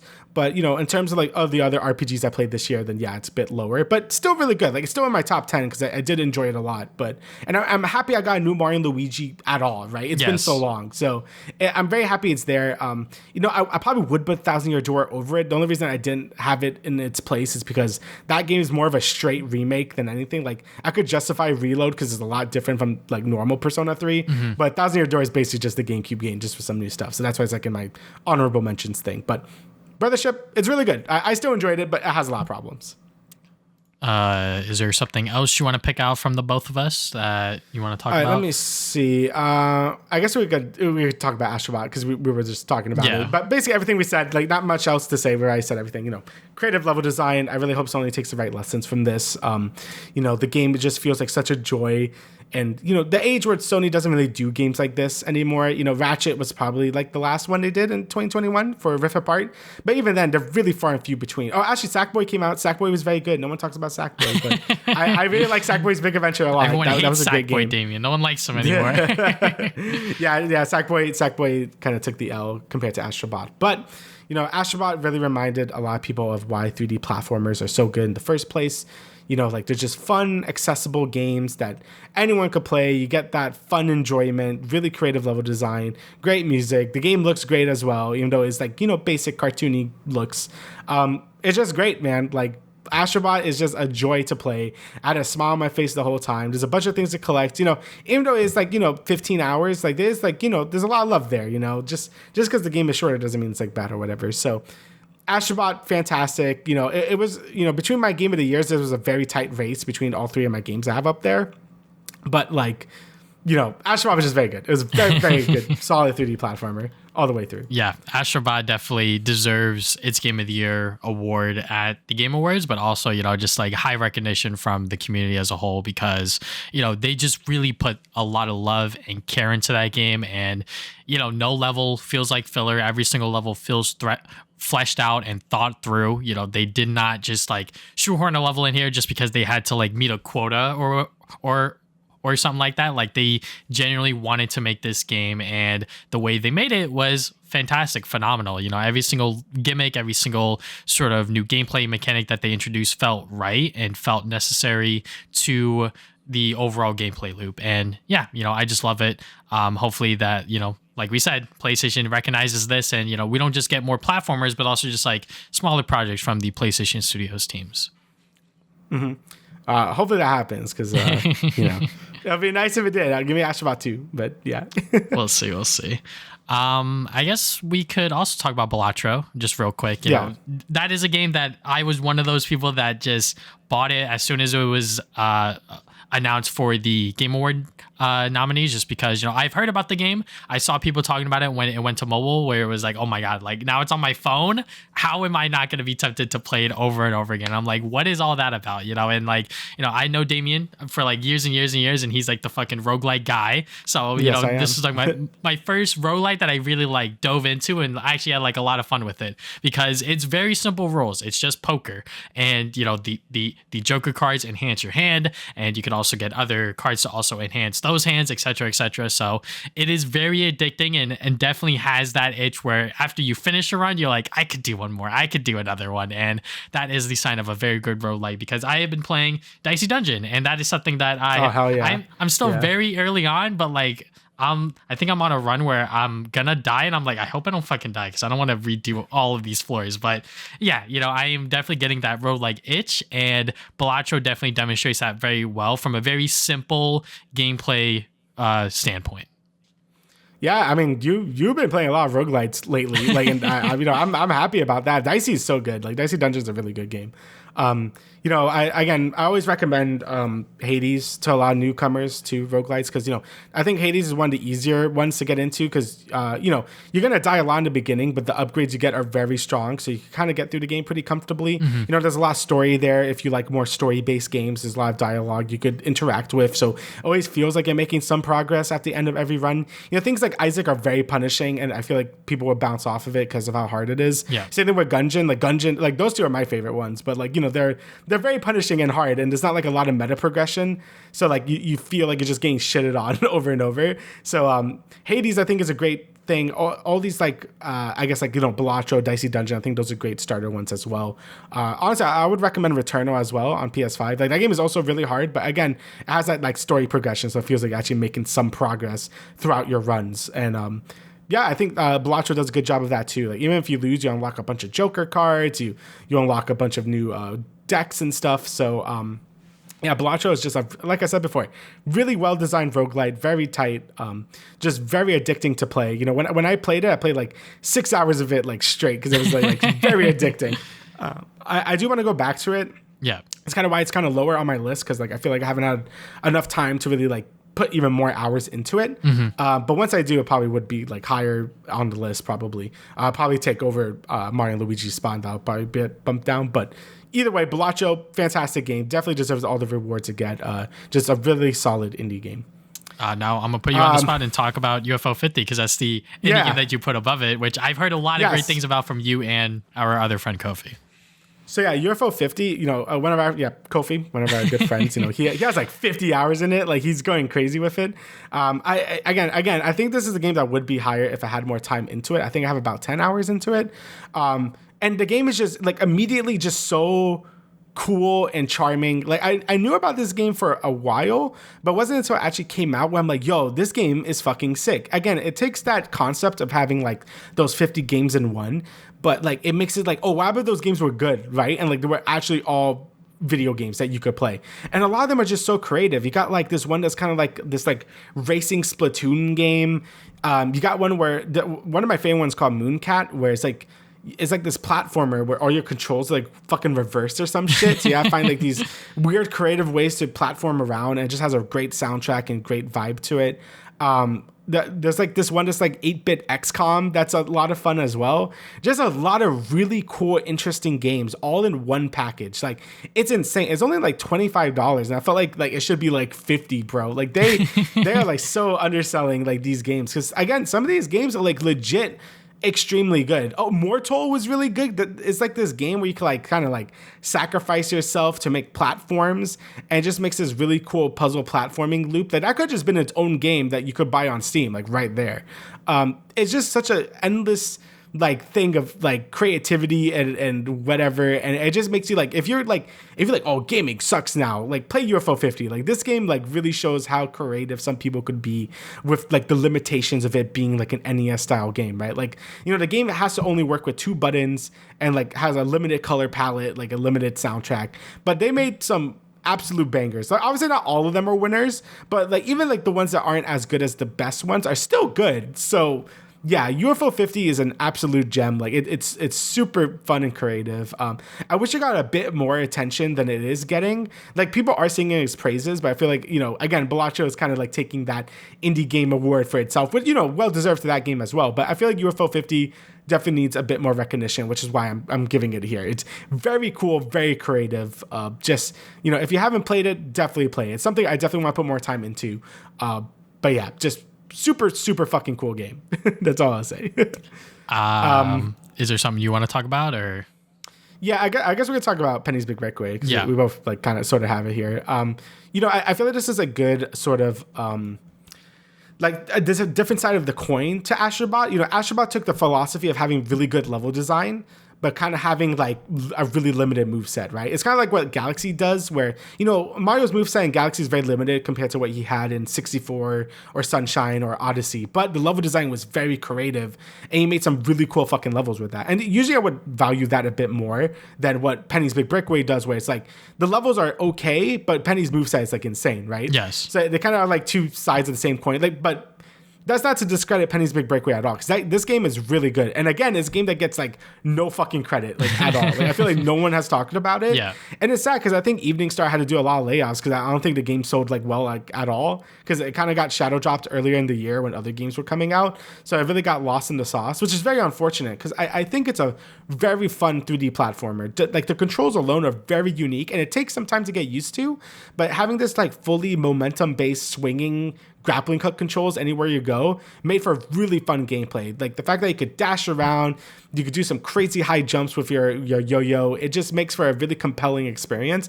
Even though the levels are just okay, I think, like, obviously compared to Astrobot, I think they're just nice playgrounds for Penny's moveset to really go crazy, right? Mm-hmm. And I feel like they just didn't get enough recognition this year. And, obviously, it's not in my top 10, but I do have it in my honorable mentions because it is something that I did want to talk about because, again, I think it does deserve recognition. Like, if you liked Astrobot and want another pretty quality 3D platformer, give Penny's Big Breakaway a shot. It's a lot of fun, and I think they go for different things and kind of stand out in their own way, Yeah, Penny's Big Breakaway, like you said, it is very focused on its controls, and I think that can be hit or miss depending on who you are. For me personally, like I think it will take anyone like a little bit to really get used to them. But once you get the hang of it, it's like, okay, yeah, like I could see what this game's trying to do. The level design isn't exactly all that exciting. I can't really exactly pinpoint something that really stuck out to me level design wise. I think the boss fights are great. I think that is something that Penny's Big Breakaway is really strong in alongside its moveset, because there's a lot of times where you have to do like, where like a civilian will ask you to do like a certain amount of points for like a trick or whatever. And I'm like, I don't know how to fucking do that. And like, the game also ranks you and scores you based on your time and like the points you get and everything like that. This is definitely a game made for speedrunners. And you know what? That's not necessarily something that I'm very good at, but I could see someone out there who's very good at this game's movement and just speedrun the game in like less than 2-3 hours, something like that, And I love that. I love that we have a 3D platformer that does that excels in its moveset the way that Penny's Big Breakaway does. And it is unfortunate that it got shafted in like a lot of people's recognition when it came to indie games this year, because this is Evening Star Studios' first 3D platformer. This is them coming right off of Sonic Mania, so obviously they're working on something that is their own IP, their own thing that they're working on, and I think it was done pretty well. I'm sure that if they were to make another sequel or something like that, but yeah. All right, so now I'll talk about my number 10 game on the list is RZ. I didn't put Akimbot on here just because I think Akimbot suffered from a lot of issues at launch, and also I think it felt a little generic, and there's a lot of issues with it that I think wasn't necessarily worthy of it being in my top 10 for me personally. But RZ, the Jewel of Famor, this is a game that I got free code for, and I checked it out, and it was pretty much sold to me as a spiritual successor to the Zelda CDI games, which, at first glance might sound like a bad idea, but when they're making like an actual good game out of it, then it's like, oh, okay, yeah, like I'm down for it. It still has the same CDI aesthetic, the crusty cutscenes and everything like that, but the game actually functions and plays very, very well. I had a great time with it. I think when it comes to platformers this year, this is definitely the most unique one that I played, just because it is also a 2D platformer, and also it just has, like I said, that Zelda CDI aesthetic that I think a lot of people didn't know that they really wanted for, and I guess this studio CDI, they wanted to make their own version of it, and yeah,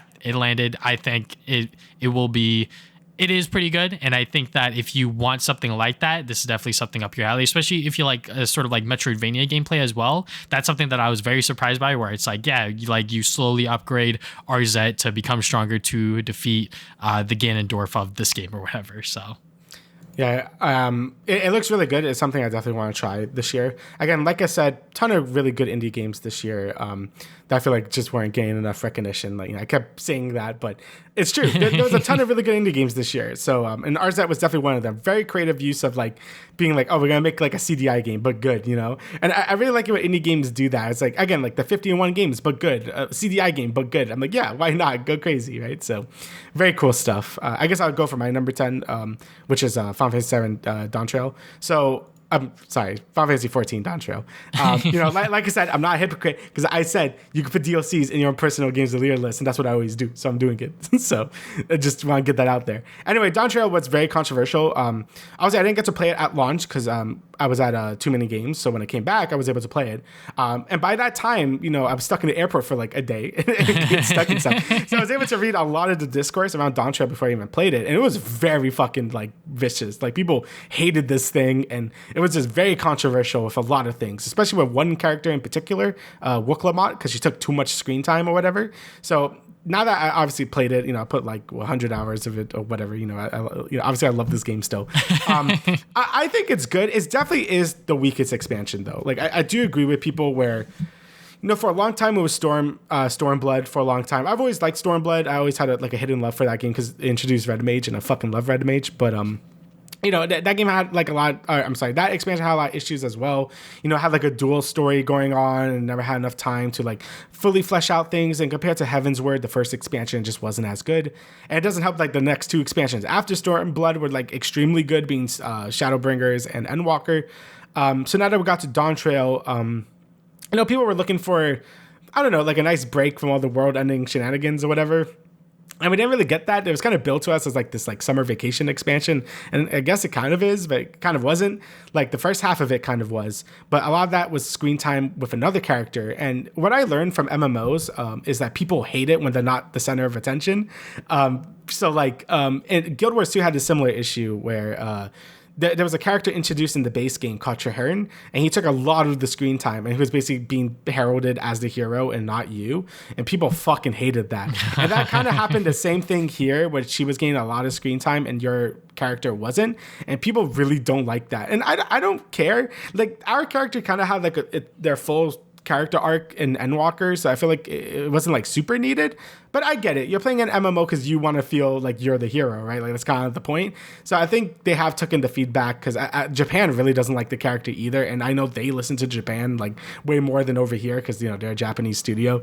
So I don't know what's gonna happen in terms of like main story wise or whatever. But in terms of everything else that I really liked, I like the new environments. I like the new dungeons that were they had like a nice bite to them. They were pretty challenging compared to the old dungeons. The new jobs were a lot of fun. Like I really like Pictomancer a lot. It's very overpowered, but a lot of fun. So there's a lot of things I like about Dawn Trail. And, it's Final Fantasy 14. It's a new expansion. It's going to be up here. But this is the lowest it's ever been. Like, like Shadowbringers and Endwalker were like number ones for me when they came out. Again, this is at the bottom of my list, but mostly because it's still 14 and I like it a lot. But yeah, Dawn Trail is definitely one of the weaker expansions. I'm hoping that the post-content updates kind of make it a bit better, but I still like it. So no issues with that. All right, so I will pick out TMNT Splinter Fate. So this is a game that was locked on Apple Arcade, and then it came out on the Switch exclusively. Now I believe it's available on Steam. So this is pretty much a Hades clone roguelite of the Ninja Turtles. Mm-hmm. And you know what? I love it. I fucking love it. It just has the Ninja Turtles beat 'em up action, but with roguelike elements. And I played a lot of this throughout the year just because, not just for my video, but also just like, it's a fun action-packed roguelite that I think even past your first run, you have to do it multiple times to get the true ending, which, is a little dumb in my opinion. Maybe that's something standard within roguelites that I don't know about. Yeah, it's pretty standard, yeah. So, I think maybe finishing it like 3 times to get the true ending is fine, but I think you have to finish it like 5 times upwards or something like that. But anyways, it is a fun action roguelite that I had a lot of fun with, not just because it just has the Ninja Turtles in it, but I think the gameplay mechanics are very solid and you could really do some very creative builds with it and also take some high risks during your runs that I think will reward you in the overall adventure. Yeah, I played a bit of it as well. Ton of fun. Again, Hades influence is very much worn on its sleeve. Like it's just like, yeah, this is a Hades take on TMNT. I guess a TMNT take on Hades. And it's really good. You know, like I thought the voice acting was really good. The story elements were neat because that's very Hades like. The way you go through the levels, again, very Hades like. Same with the combat. Again, my only issue with the game is one, the performance was like kind of bad on Switch, which is you know, it's on Switch. But I feel like the difficulty feels a little like kind of over the place because I feel like some regular enemies or some of the more elite units could like chunk your health in like 2 hits, which feels a little shit, to be honest. Like I do wish like they balance like the big tanky enemies a bit more because one, they take forever to kill, and two, again, they could hit you like 2 hits and you're fucking dead. And I know it's like, oh, skill issue, but still like, come on, that feels a bit weird. So you know, because not even the bosses really chunk you like that hard as much as like those like random like big robots, right? So but the game is still really good. Like I think it's out on PC now, so like more people could play it in a better like, you know, graphics or whatever. So definitely recommend giving it a shot. It's a very good TMNT game and a ton of fun. It looks like there's a ton of replay value too. You can unlock, I think, like new artifacts and stuff that kind of modifies your run and all that. So I had a good time with it. And you know, if you are looking for more of a game like this, then obviously Hades is there too. So yeah. Yeah, and I guess I should also bring up Redacted, which is pretty much something in the same vein as that, as an action roguelite, taking a lot of elements from Hades. This one is from the folks that made the Calypso Protocol, and I was also contacted to play this for free like months in advance before it even came out. So I was very appreciative of that, and yeah, I was very satisfied with what the game was. I did try to do like I think it's like the final run where like if I lost everything, which is what happened. I fucking lost everything. So I'm like, well, shit, you know, if I want to replay the game, I have to start from zero. But even then, the journey leading up to that, I think I put like 20 to 30 hours into it. It was just so much fun. I think, like I said, the same thing with Ninja Turtles, the upgrades, the sort of journey, the sort of risk that you can take on your runs to get to the end is a ton of fun. And, you know, for them to, you know, continue with the Calypso Protocol universe within this game, I think is very ballsy of them, especially because a lot of people don't really like what they were doing there, but, you know, they're still invested and sort of see the potential within that world. So, you know what? More power to them. But yeah, if you want another sort of really good action roguelite, Redacted is there. Yeah, I'll save Sonic X Shadow for a little bit, but I guess we could talk about Zelda. So yeah, Zelda, again, another game that didn't really get a lot of recognition this year. A lot of Nintendo stuff didn't really get too much like recognition throughout the wider gaming stuff, which is a bit of a shame because I thought Brothership, again, I thought it was good. And Zelda, I thought was very good. I really, really enjoyed this game a lot. Again, you know, it looks like a spin-off type game, at least to me it did. But it really is a full, like, fledged Zelda game. I think it took me almost 30 hours to beat this game. I did everything, though. Like, I did every side quest. I got most of the heart pieces. I didn't get every single heart piece, but I got, like, a majority of them. I did, like, all the little collectible bullshit. You know, I did a lot in this game. And I really liked it. I thought the ecosystem is, like, this game blended the Breath of the Wild freeform approach and the classic 2D Zelda approach, like, seamlessly. I think you got the freedom of Breath of the Wild with the ecosystem, so you could basically place any object you want anywhere. You could place like beds, you could place like flying blocks, so you have like crazy traversal abilities. You could summon minions to attack for you. It just adds for a really open-ended game where you could basically do whatever you want, just like those games, you know, like the Breath of the Wild, Tears of the Kingdom. But it also has the same structure of the 2D Zelda games where you have like, I think like 8 or 7 main dungeons to go through. You know, you go to like a town, you solve the little quest, you do their dungeon, you know, very reminiscent to the older 2D Zelda games. And I think they combined together to make a really great game. Like, I thought all the side quests were a lot of fun. The ways they make you use the Echo are pretty creative. I thought the dungeons, again, they're not as good as the traditional Zelda dungeons, but it's kind of like Tears of the Kingdom, like level dungeons, where it's like, this is probably the best you could do with a more free-form moveset. Like, they were pretty creative and pretty fun. Again, they don't rival at all the older Zelda dungeons, but they're still a ton of fun. And overall, it just made for a really, really fun experience. I really liked it a lot. The art style was really cute. I really liked the toy art style, I think they're calling it now. The story is like pretty shit, I'm not gonna lie. Like, I know, like, I think the Zelda creator said, like, you know, we don't like care about the story at all, which I feel like it's like kind of like a lie, because like, you know, Wind Waker, Twilight Princess, and like Skyward Sword had like pretty emphasis on the story and like the characters. I feel like recently they're just like, I don't give a fuck, which I'm like, I guess like it's not like a deal breaker for me, but it definitely makes me like I don't give a shit about Try or whatever the fuck your little fairy is in this game. Like it just like very go through the motions in terms of story. But I did like all the little story beats when you were like kind of helping the citizens around town. Like those were like a lot of fun. But yeah, overall, Echoes of Wisdom is very fun. Like I definitely recommend it to people that don't really like Breath of the Wild or Tears of the Kingdom, but kind of want to give that open format a try. Like if you liked Link Between Worlds, like I think there's a good chance you might like this game, because you know I like all Zelda, so it doesn't matter. But I think this game is the best like middle ground between the two. I liked it a lot. So yeah, Echoes of Wisdom, my number 5 of the year. All right, so I will skip over Mario vs. Donkey Kong just because all I gotta say is that I have a lot of nostalgia for that game and sort of like that franchise as a whole. You know, just like it's a fun, cutesy, simple Mario puzzle sort of series, and the fact that they brought it back for the Switch, I was very happy about. But yeah, I'll just talk about Life is Strange Double Exposure. Yeah. So why is it in my top 3? Even though, you know, we kind of shat on it in terms of like the episode 4 and 5, you know, just like getting back into the world of Life is Strange made me realize how much I actually truly love this series. Like it is just such a fun world to dive back into, especially as Max Caulfield, and sort of see what she's been doing after all of these years and sort of in her new adult life status, even though she feels more like sort of like a college student in a way, because she does interact with these students a lot, but she does have, I guess, like that sort of like cool teacher vibe as sort of that sort of character, I guess. But yeah, you know, I really like the new powers of like hopping between the timelines, and the first 3 episodes in terms of story was good, but I think after that it kind of just goes a little too far, and I think Deck 9 didn't really know where they were going with it in a sense, because it's just like, or maybe they do and they wanted to stretch it out to make it set up for another game just because of how the game ends. Not gonna spoil it, but yeah, you know, it's not exactly a self-contained Life is Strange game, which is maybe a little controversial in terms of why it is within my top 3. I still had a ton of fun with it. I think it is the best looking Life is Strange game yet. I think the presentation is phenomenal, fantastic. But yeah.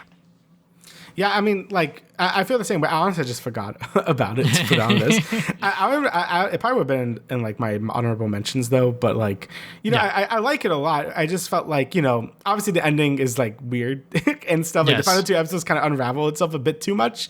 And I feel like they didn't do enough gameplay-wise to make it super interesting. And I feel like they could have, like, done really cool stuff with the whole, like, cross-dimension stuff that was going on. But I still like it a lot. Like, I felt like the first, like, 2 episodes were unironically, like, very good. Like, you know, like, I think, especially the first episode, like, her, again, it really depends on what you pick. If you picked Chloe living, this sucks ass, I think, the whole way through. But if you went for the Arcadia Bay ending, I think this game is great. Like, I think it goes through, like, a lot of her internal monologue and how she's taking things, like that stuff I like really enjoyed. Like I thought that was really well written. It's just like towards the end of the game it gets like a little too crazy, and you know I'm so excited to see what they're gonna do for the future, but like it's definitely like, you know, I don't really know how the direction they're gonna go. I'm just here for the ride, man. So yes. Either way, it's really good to hear Max Caulfield again, like doing her stuff and seeing her grown up. You know, that's really cool to see. And I still enjoyed the game quite a bit. You know, I wouldn't say it was disappointing or anything, but it was definitely like, you know, it did some choices. That's all I'll say. So still liked it a lot. All right, so Persona 3 Reload. You know, it was crazy how this year went, because this game was, I think, like the first game of the year I've really played. And I'm like, oh, this is game of the year right here. And I kept saying that with every JRPG I played. I mean, just looking at my list, I have 1, 2, 3, 4, 5 JRPGs here, which is like kind of insane. 5 out of the 10, right? But yeah, and there was just so many good JRPGs this year, man. Like I didn't even get to play the Dragon Quest 3 remake. Unicorn Overlord, I heard so many good things about. The SMT 5 re-release, which basically added a whole new like campaign, which is like a new game to it. I have those now. I just, you know, obviously they're like 70 hours. Like, I don't have time right now. But Persona 3 Reload, I think is a fantastic remake of 3. I know, like, I hate Persona Twitter and I hate SMT Twitter because they hate fucking everything. So, like, I don't know. Because now Reload is, like, the worst thing that's ever happened to, like, existence. I'm like, it's not. I played FES. Like, I played the original version of Persona 3, like, back in, like, 2012? 2014 or something, and I really liked it a lot. Like I watched through all of Persona 4, and then I'm like, okay, I'm gonna play Persona 3, and I loved it a lot. But not being able to control my characters fucking sucked, and also like there was a lot of like archaic design choices. Fusing personas is like a pain in the ass. Tartarus was like fucking boring as shit. There was like a lot of things I didn't like about Persona 3 originally, but I still liked it a lot. Like, it's weird to say, but you just get used to the archaic mechanics because the game is old, right? So it's like I'm more lenient to it. Like Persona 4 fixed a lot of that stuff, but it's going to be there in Persona 3. Obviously, Persona 3 Portable came out, and they did fix a lot of the issues that the original game had. But you can't walk around. Like everything is like a lot more like presented as a visual novel, which is kind of like a big turnoff to a lot of people. Like you don't control your character like in the overworld, which is kind of weird. I personally don't really like that, which is why I never really played that version. I have it, but I haven't played. I probably will in the future because you can play as the female protagonist, but that's like another thing. So we finally get Reload, which does like basically is like a souped up version of the PS2 version, but you can actually control your party members, and they add a bunch of new shit. Obviously, new voice actors. The game's art style looks a lot different. Like a new combat system with the third G system, which is kind of like a limit break system, like an ultimate attack you could charge up.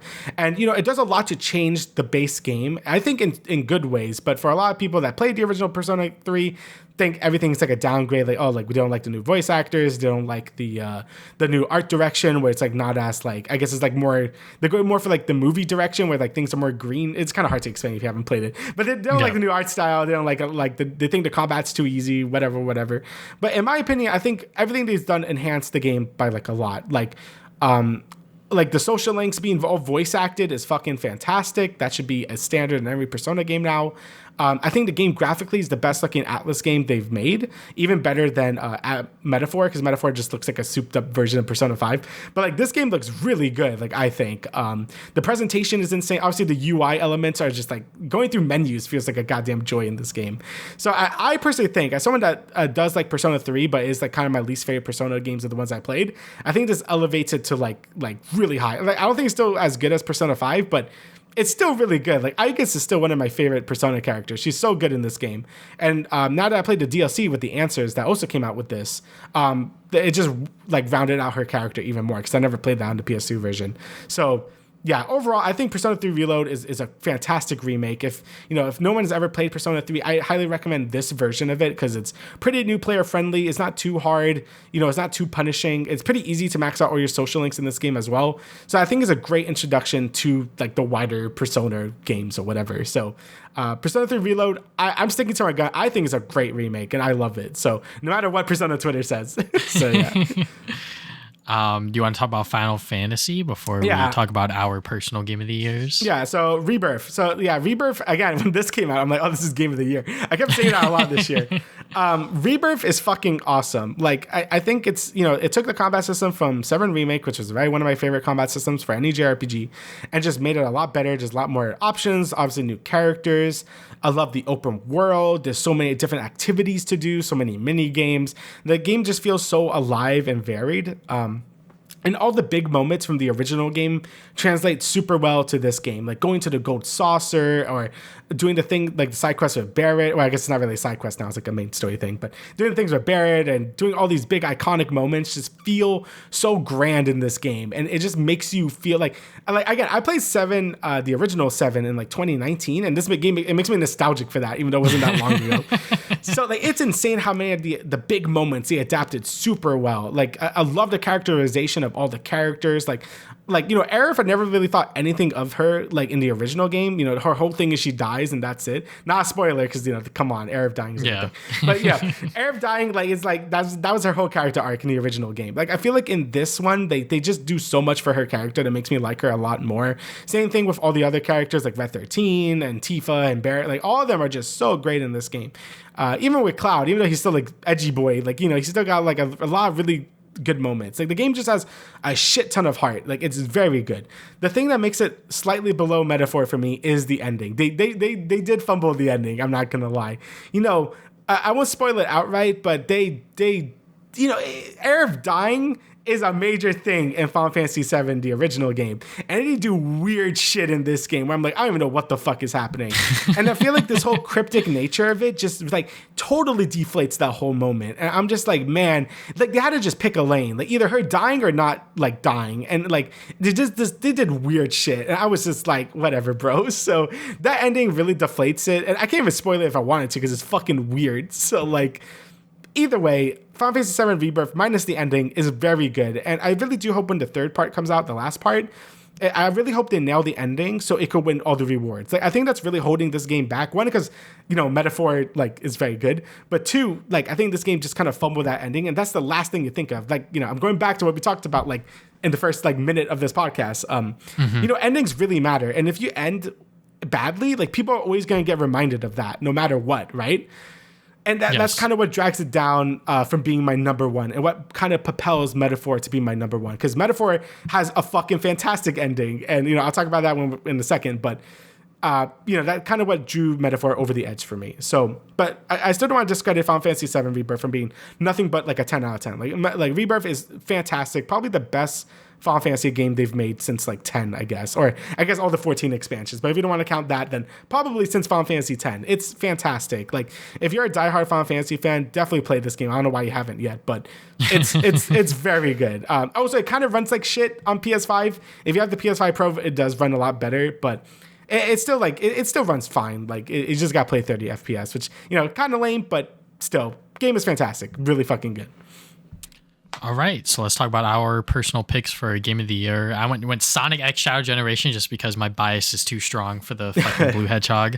But also, this was just a really good game. Not to just the fact that they remastered Sonic Generations, but also the fact that now we have this Shadow Generations DLC sort of thing attached to it. And it is just so good. It is literally everything that I think Sonic fans have been wanting for years in terms of gameplay and just solid presentation. Like, there's really nothing wrong with Shadow Generations. I mean, some people may nitpick at like the story not being exactly, you know, what they would want, where like they would want more of Maria and Gerald's sort of interactions and all that other stuff, which is fair. But I think for what we got and sort of how they handled Shadow going back to his past and revisiting that and sort of what it meant to him, I thought it was amazing. I thought it was fantastic. The levels themselves are the best Sonic levels we've gotten in years, probably since Generations, honestly. You know, building up from what we got prior, you know, obviously the lowest point of like Sonic Forces to Sonic Frontiers going a step in the right direction to now this. It's like, okay, yeah, like this is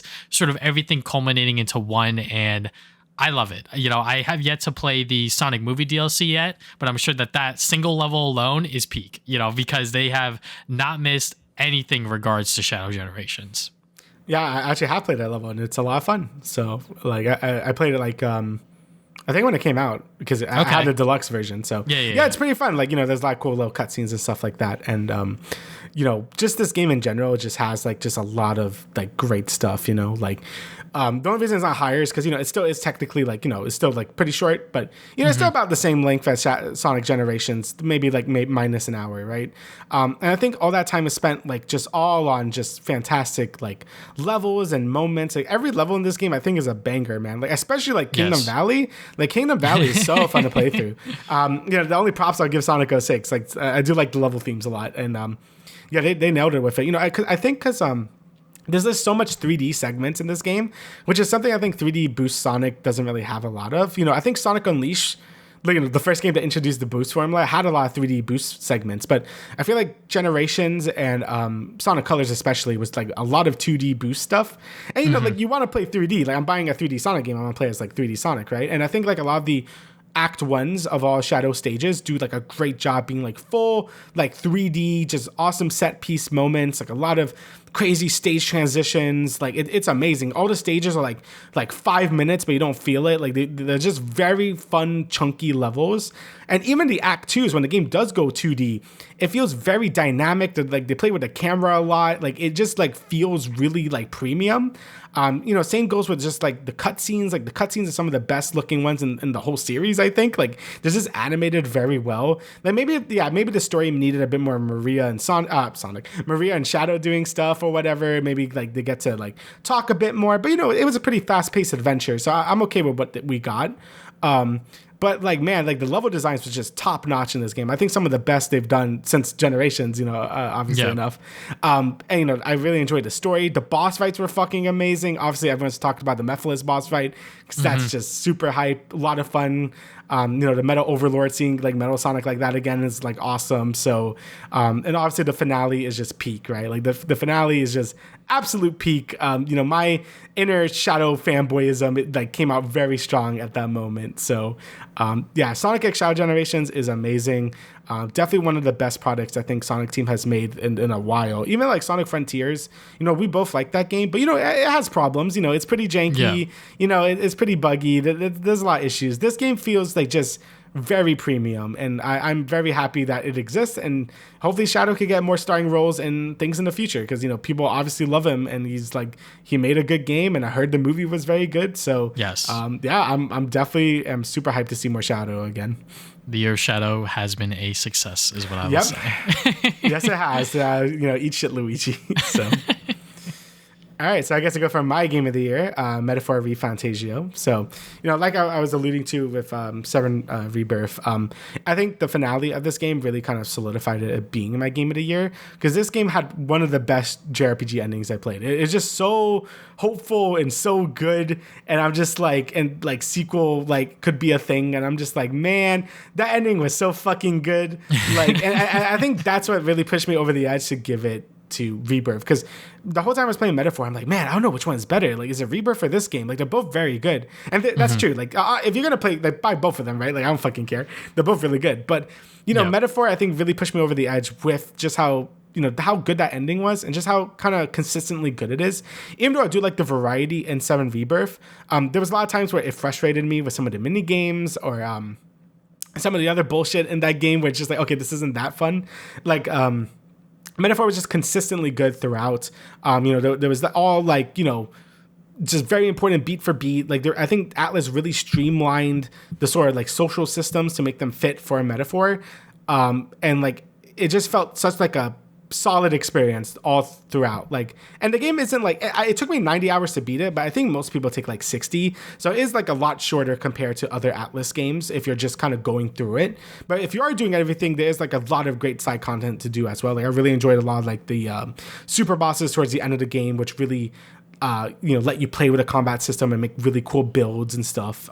The combat system is like super fun. I love it. Some of my favorite turn-based combat system ever. Atlas just cooked, man. And I'm very excited to see like if they do a sequel, if they want this to be a one and done thing, because it ended with it being able to be a sequel, which makes me very excited. So I guess we'll see what Atlas does, man. But it's just funny seeing how, especially this year, how Atlas kind of became more of a household name than Square Enix at this point. Like, I think Square has really kind of lost touch with like a lot of people, like just being like, even like Rebirth was fucking amazing.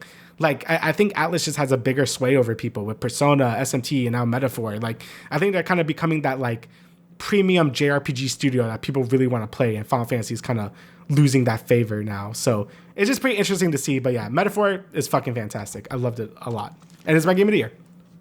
That is amazing. So, yeah, that is it for this episode of the Travis and Damian podcast, episode 153, the last episode of 2024. Thank you guys for watching throughout this year. And we see you guys 2 weeks from now with the first episode of the new year with our most anticipated games of the year and all that good stuff. So, see you guys then. Yep. See you later.